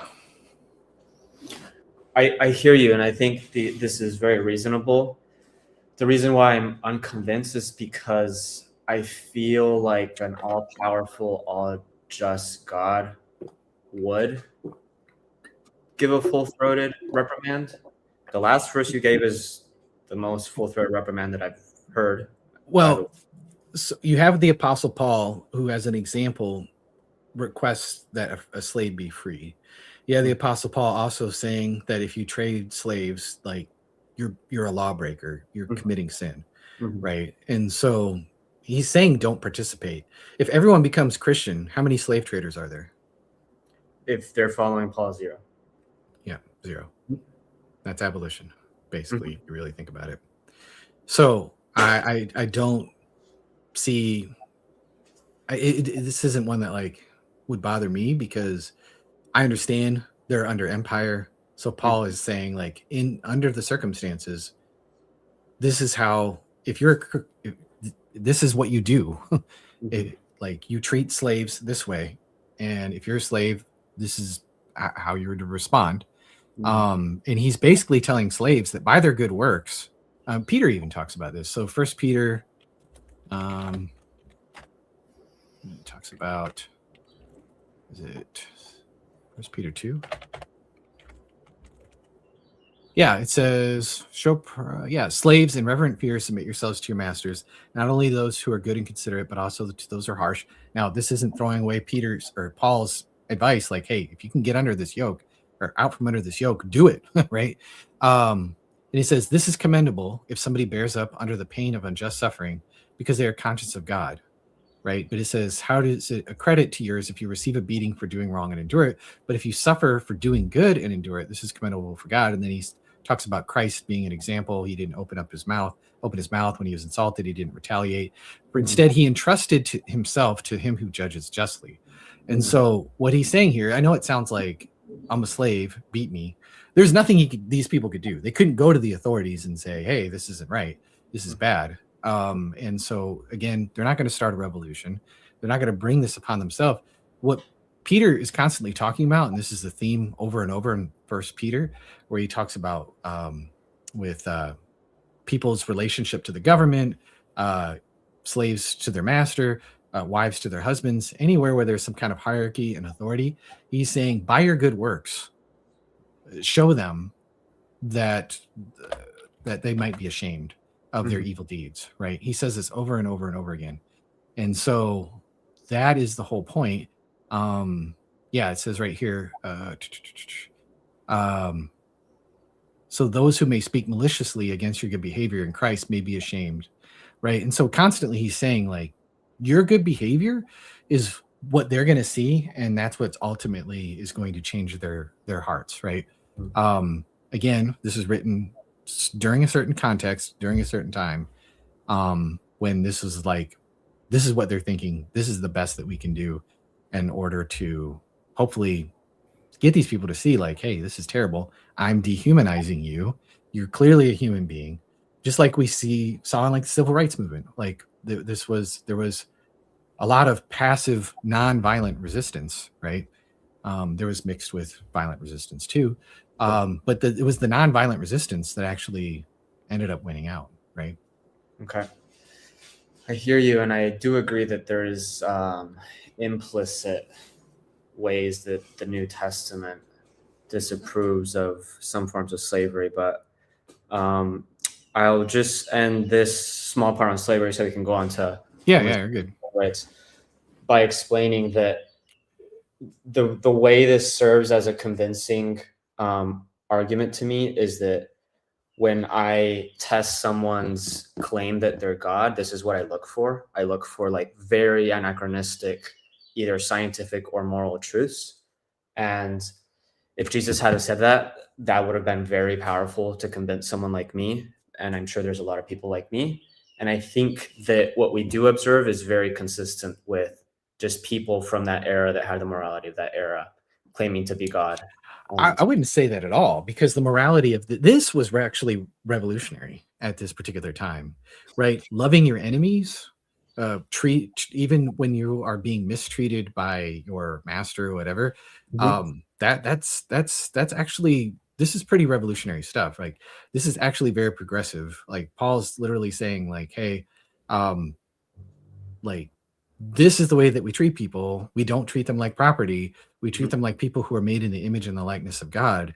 That is, to me, like, huge progress, right?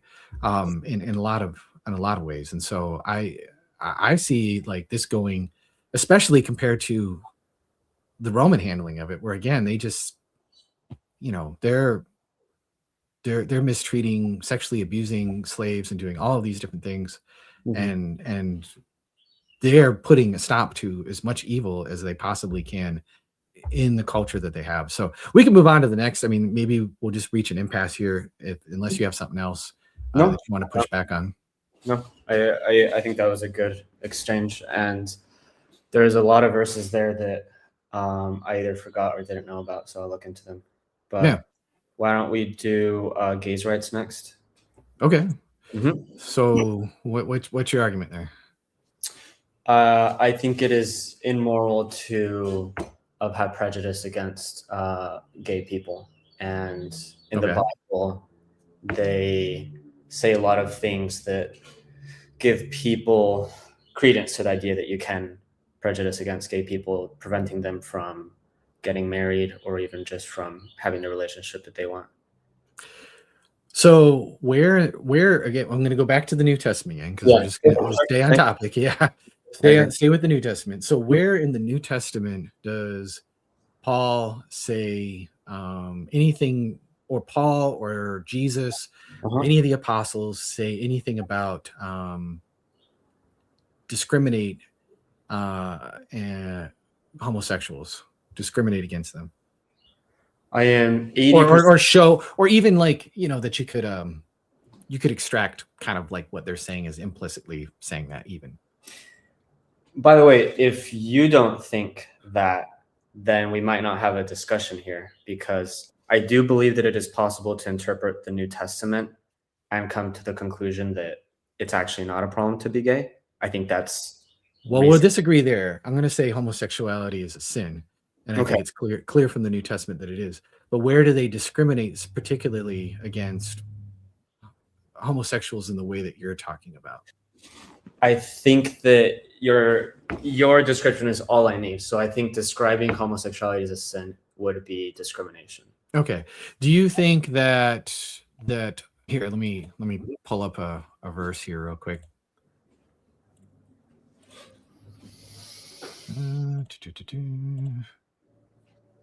I've just been looking at them. It probably would be helpful if I... thank you. Yep. And so this is 1 Corinthians 5. Okay. And so it says, I wrote you... Now, this is where you could say there's discrimination, okay? I'm going to try and give you the biggest benefit of the doubt that I can.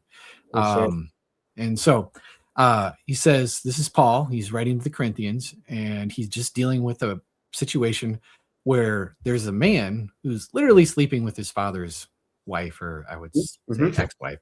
Pretty messed up, pretty creepy. Okay.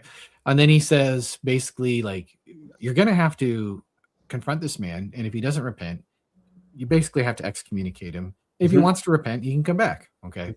And then he says, I wrote you in my letter not to associate with sexually immoral people, not meaning the sexually immoral people of this world, or of the greedy, or of swindlers, or idolaters, since then you would need to go out of the world.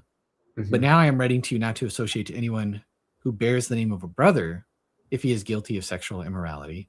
And then he says, or greed, or idolater, or reviler, drunkard, swindler, not to even eat with such one. And then he says, basically, if they say they're a Christian, give them the boot. And then he goes down and he does specifically mention homosexuality. And he says, do you not know that the unrighteous will not inherit the kingdom of God?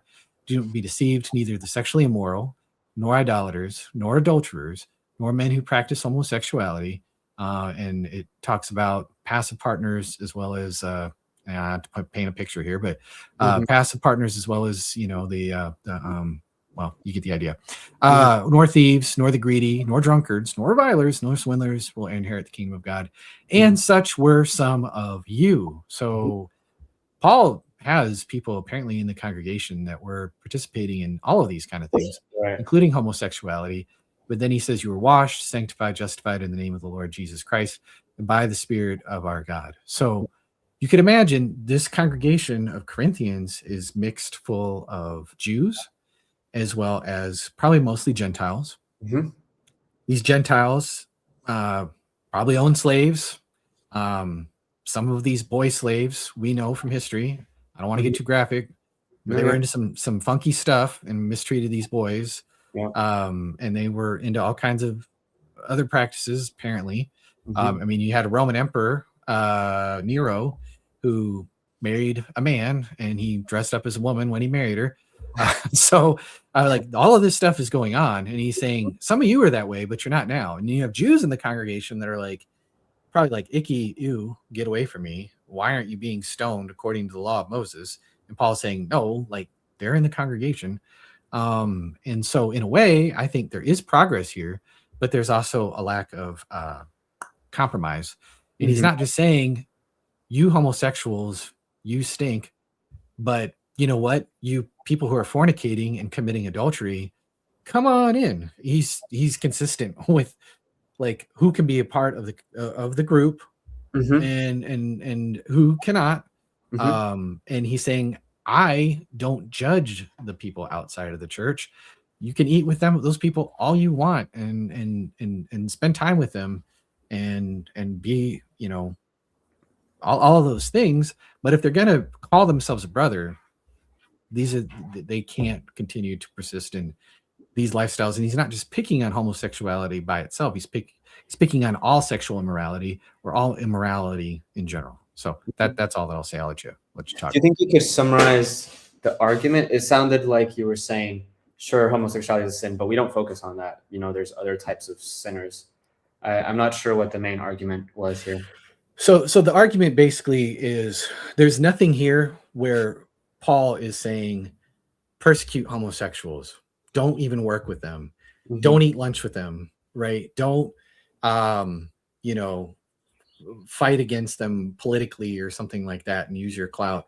He's not saying any of that kind of stuff. He's saying the world is going to do what the world does.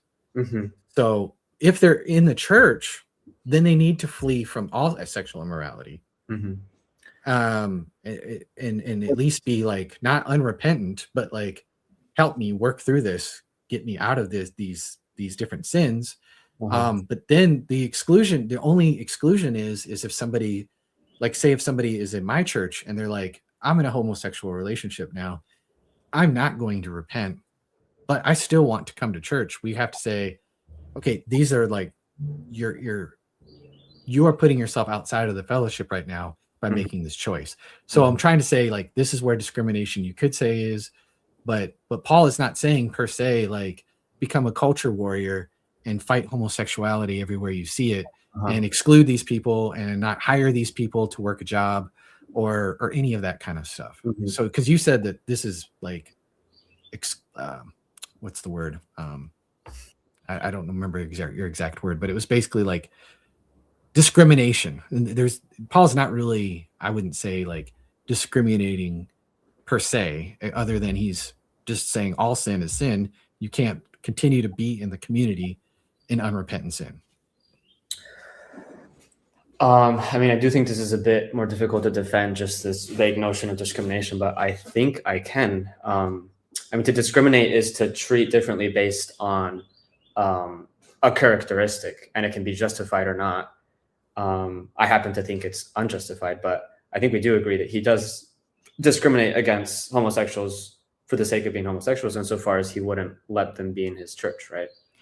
Right, but he's also he's lumping all of these things together as this is immorality, right? And so, yeah, he is discriminating in that sense because he's saying that these things are sin and this is just what God commands. Okay, but he's not saying discriminate in the sense of, obviously you're going to associate with these people, you're going to work with them, they're going to work with you. You can hire them, you can do all of these different things. Like, so I don't see the discrimination like there. It's just saying, like, if you're part of this community, then this is what we believe. This is sin, and this is not sin. Mm-hmm. And so, if you want to go out of the community and that's your lifestyle, you are free to do that. If that's what you're going to pick over that, right? And so, I don't see it like in the sense of it is discrimination in one sense, because he's just saying this is sin, and anybody who's going to live in unrepentant sin, Mm-hmm. you have to get out. But there are people among you who have left this, don't want this, Mm-hmm. and so you want to live a right life, and Mm-hmm. you are completely 100% welcome. I mean, and so it's discriminating against the behavior itself, and not necessarily like the person themselves, unless you're saying their sexuality is their identity. Right. So I think I'm understanding your point now, and I think I can take it well insofar as I do think the more modern version of Christianity that it seems like you're in is nicer insofar as they'll say, we can still be your friend. I'm afraid I think this is still a sin, but I'll still break bread with you. And I'll give props for that. And I think you've explained it well with this passage. In that case, I think I'll back down to a more defensible view that I don't think that being homosexual is a sin at all. I think that that is not immoral. And I don't think I can align myself with the New Testament when they explain homosexuality to be a sin. Yeah, I mean, as far as like the moral issues with it, I mean, I'm probably not going to like sit and debate with you on that, because number one, I'm kind of running out of time, unfortunately. Yeah. And I got to go to work soon. But that's like a whole other can of worms, right? Mm-hmm. And so I guess what I'm trying to say here is like, this isn't what you see in the culture wars, and what you see like Christians are actually commanded to do are different things, right? Mm-hmm. And so we're called to love our neighbor. Mm-hmm. I work for example, a Christian organization where we whatever. I work in a before and after school program with kids, right? Through my church, right? I don't care if two ladies show up and pick their kid, or two dudes come up and pick their kid, right? I'm not sitting there going like, I think that's wrong. But I don't think that's any different than like the couple that's shacking up and has a kid. Okay. Like, I think they're both wrong. Okay. But I don't sit there and go, we're not going to do business with you. I'm not going to talk to you. I'm not going to be friendly to you. I think you're worthless. I think you're gross. I think you're icky. I think to myself, I'm guilty of things. I've been guilty of sexual morality in multiple different ways. I've been guilty in all kinds of other sins. And so like, people are people and sin is sin. And I don't expect them to come to my standard because they're outside of the church. They don't have my standard. I'm not going to judge them by my standard. Now there's also like, I can think of a situation that I've been involved with the church where a person like left the church because they were involved in a sexually immoral relationship, and they picked that relationship over the church. Well, that's different. Like, you picked that, you chose. It's kind of like, these are the house rules. So we still love that person. We still want the best for that person. It's not like we don't see that person at the store. We don't be like, oh, hey, how's it going? You know, and like want to treat them well. But we just know that like, hey, there's a breaking point here, you know. This is the choice that you made, and if that's your choice, that's your choice, you know. We want you to come back into the community and know Jesus. Right. But yeah, and so, but the whole thing that your position and my position, they're going to be different. And but I don't expect you, as somebody who's not a Christian, to hold my position, right? I'm not going to judge you for not holding in my position. And so yeah, I'm not trying to sound like too wishy-washy about it. We have reasons. There's philosophical reasons, you know, we could get into. There's biblical reasons why we think that this is particularly wrong. I mean, I think honestly, the purpose of sex is procreation. That's the main thing, and that's something that just cannot happen in a same-sex relationship at all. We could talk about natural law and what people are created for, and different things like that. But you know, I know that you're not going to hold to my presuppositions there, and so like trying to convince you into that is like a whole other 30-minute discussion, you know. Appreciate it and heard. Why don't we table the women's rights discussion for for next time. I know you have to leave. Yeah, And- yeah, no worries. Yeah. I got time for like one more guy, and we've been talking on this one for probably half an hour. So, so I got like 10 more minutes. I'll probably let somebody who's been waiting in the queue come up. But you're welcome to come back anytime, and we can talk about women and stuff. By the way, this is going to make people mad. I am an egalitarian. By the way, there are women preach in my church on a regular basis. Everyone's going to throw rocks at me and unsubscribe right now and go boo. But I'm not. Okay, calm down, everybody. I'm not Episcopal. I'm not PCUSA. I'm none of this. Like the doctrine. I'm Pentecostal. We've always accepted women preachers, but like on the main theological issues, we are not squishy at all, including this one, which will give you guys a clue about that. But anyways, so all right, well, Alan, thanks for coming up, bro. I appreciate it. Appreciate it. Very good day. Goodbye. Yep, take care. All right. So yes. Pentecostals, we've just always accepted women preachers. And there are reasons for that. And I know everyone's going to go boo and you're wrong. And what about? I'm not going to get into that. I don't argue with people about that. I just really don't care to argue with people about that. But we are extremely socially conservative, and the Bible is inerrant, and we're not getting into some weird Episcopal, LCM, or what is it? Evangelical Lutheran Church of America, weird squishiness. There are no pride flags on our church doors and saying all are welcome, and we're not progressives, okay, at all. So anyways, all right, we'll take one quick one, and then I do got to go. Caller, you only have 10 minutes, so you got to make your question and make it quick. All right. Hello. Quibus. Yes, sir. How's it going? Yeah, I just have a bit of a question. So yeah, it's going fine. So I'm just inquiring. And so in Matthew 5:22, Jesus, he said, "Is whoever calls his brother you fool, he goes to hell," right? Okay. And then later on, he calls the Pharisees fools. Isn't this a contradiction? No, I mean, I don't think that would be a contradiction. He's saying he says in anger, right? In the sense of like, let me see here. Matthew 5. Let me look it up. I don't even know if it's the same word. I could check it out though. You can check out the Greek word. I'm fine to be corrected. Yeah, it says, whoever calls his brother will be liable to the council. Whoever says you fool will be liable to the... Man, I've seen this before. I had... let me see. I think Bible Hub allows you to see the Greek word for word. I'm trying to see where Jesus calls people fools. Oh, yeah, it's Matthew 23:17. Yeah, he calls them fools and blind. And Paul, it says foolish Galatians, right? Yeah. I think there's pretty good reasons why there's a strong difference between the two uses of the term fool. First is another example of the principle. The same word can be used to have different meanings in different contexts. Like calling somebody a dog, for example, could be used calling somebody a dog or calling somebody a detested person. Matthew 5 talks about the context that somebody's angry with their brother, which would indicate hatred. If you look at this particular passage, it's all about basically hatred. You hate your brother, right? He's talking about something that's a problem within their heart, right? And this is somebody who's a brother, right?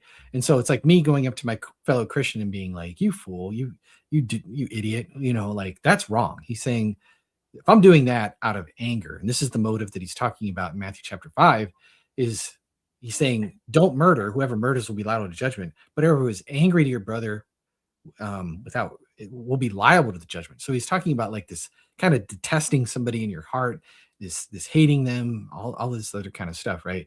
But he's not aiming this towards somebody who's an unbeliever, because like think about like the fool who said in his heart there is no God, right? There's God himself calling somebody a fool. That would be an unbeliever, right? And God even calls those people being a fool. And he's basically I think he's like, when he's chastising the Pharisees, they're not brothers, they're not people who are like part of the community of Jesus. He's basically saying, like, he's basically just calling a spade and saying, this is what you're doing. You are being a fool. It's an accurate description, based on all the kind of descriptions we find of fools in Proverbs. So again, God calls people fools a lot in the book of Proverbs. And so he's pointing out things that they're doing wrong. And in the case of verse 23:17, he's saying they're being fools for saying that the gold, they're swearing by the gold in the temple. And like he's saying, what are you doing? Like, you're swearing by the gold in the temple? Like that's like this big thing. And so yeah. And then he talks about swearing by the altar. Like that doesn't count, but whoever swears by the gift that is on it, he's obliged to perform it. And so he's basically saying your priorities are foolish. You're talking about the gift on the temple and the gold, and he's like, yeah, what about the temple itself? Well, what about the altar itself? And so he's just aptly describing the way that they're acting. It's not out of an anger. I mean, maybe he's not happy about it, but it's an apt description versus just flying off the handle and calling somebody stupid. I see. Thanks for that. I appreciate it. Yeah. I'll move on to my next question. So, in Matthew 7:15, Jesus warns about false prophets in sheep's clothing. Sure. And in Genesis 49:27, it says that Benjamin is a ravenous wolf. Oh, the blessing stuff. Yeah, wolves in sheep's clothing. I don't know.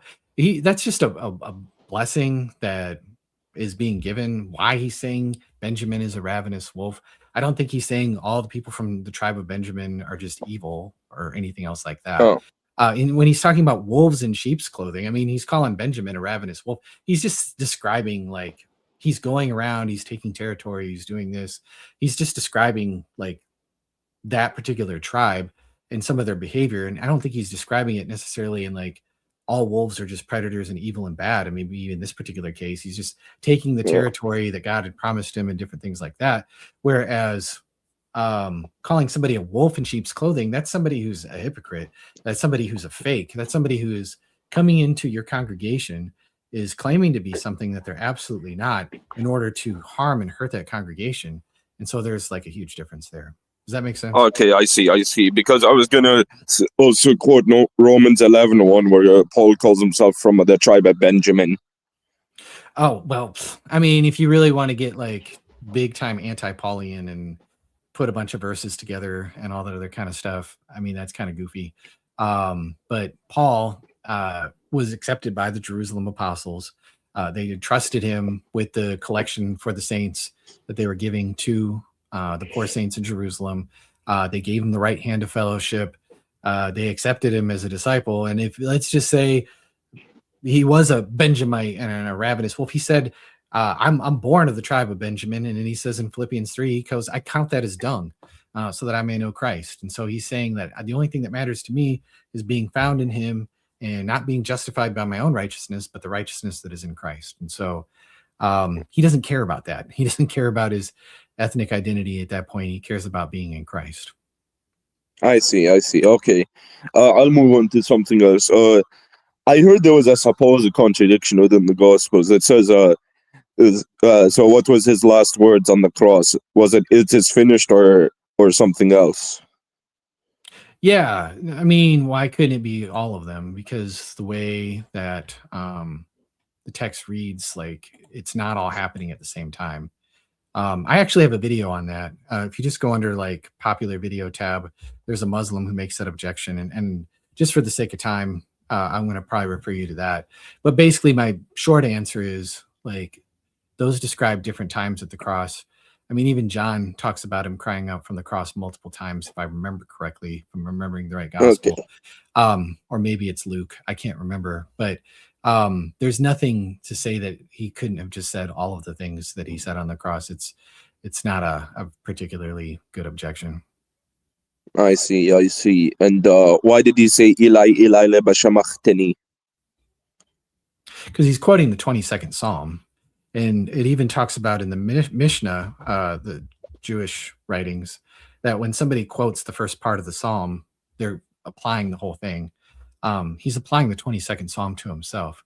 The 22nd Psalm is about somebody who's forsaken by God, or seemingly forsaken by God, who is surrounded by his enemies, who is looked at as a worm and no person, whose hands and feet are pierced, and who is laid down to the dust of death, and who is basically bleeding out, and his bones are disjointed, and then yet he lives, and then the whole nations praise God because of him. That sounds like Jesus to me. So, Oh, okay, I see. Agree to disagree there, but it's okay. You can believe what you believe. So, I do have another question about the gospel. So, in the Gospel of Matthew, I think it says that King Herod killed babies. But if we look at the works of Josephus, he lists all of the atrocities of King Herod, and he never mentions the killing of babies. Okay, well, yeah, that's just an argument from silence. And so Josephus also doesn't mention that the Emperor Claudius evicted the Jews from Rome. We only read about that in Luke's or Acts, and yet we also see Suetonius confirm it. So also Bethlehem was probably a tiny little hamlet of only, I don't know, a few hundred people at most. We're talking about half a dozen babies that were probably killed. And so child exposure was very normal in the Roman world, where people would have babies and then just leave them out and they would die. So his Roman audience might not have even cared. We know that this was definitely within the realm of Herod's paranoid nature, because he killed his own family members on multiple occasions. He killed high priests. He killed lots of people who he saw as a threat to the throne. And so it's completely is in line with his paranoid personality. So I don't see any kind of problem at all. There's lots of things that people mention in historical records that we would expect them to mention, but they don't. I mean, for instance, Civil War General U.S. Grant has a diary where he talks about all kinds of things that are happening in the Civil War. He never mentions the Emancipation Proclamation, right? Grafton's Chronicles mentions the reign of King John. It never mentions the Magna Carta. And so yeah, we see all kinds of things like that all the time. It's completely I see. I remember in a few of your old videos, like back when you did facecam videos before you did the Wojaks, you said, it's like when people mentioned the volcano and they didn't mention how many people died. Yeah, it's an argument from silence. Precisely. So, all right, man. I'm gonna have to hop off. All right, take care. It was nice talking to you. Hopefully, we can have more questions later. It was a nice dialogue. Yeah, definitely. Appreciate you coming up. All right. All right, guys, that's a wrap. I have to go to work, and so sorry for anybody that was waiting backstage. Just keep coming Tuesdays, Thursdays, and we'll continue to do these. And so thank you guys so much for watching, and we'll see you in the next one.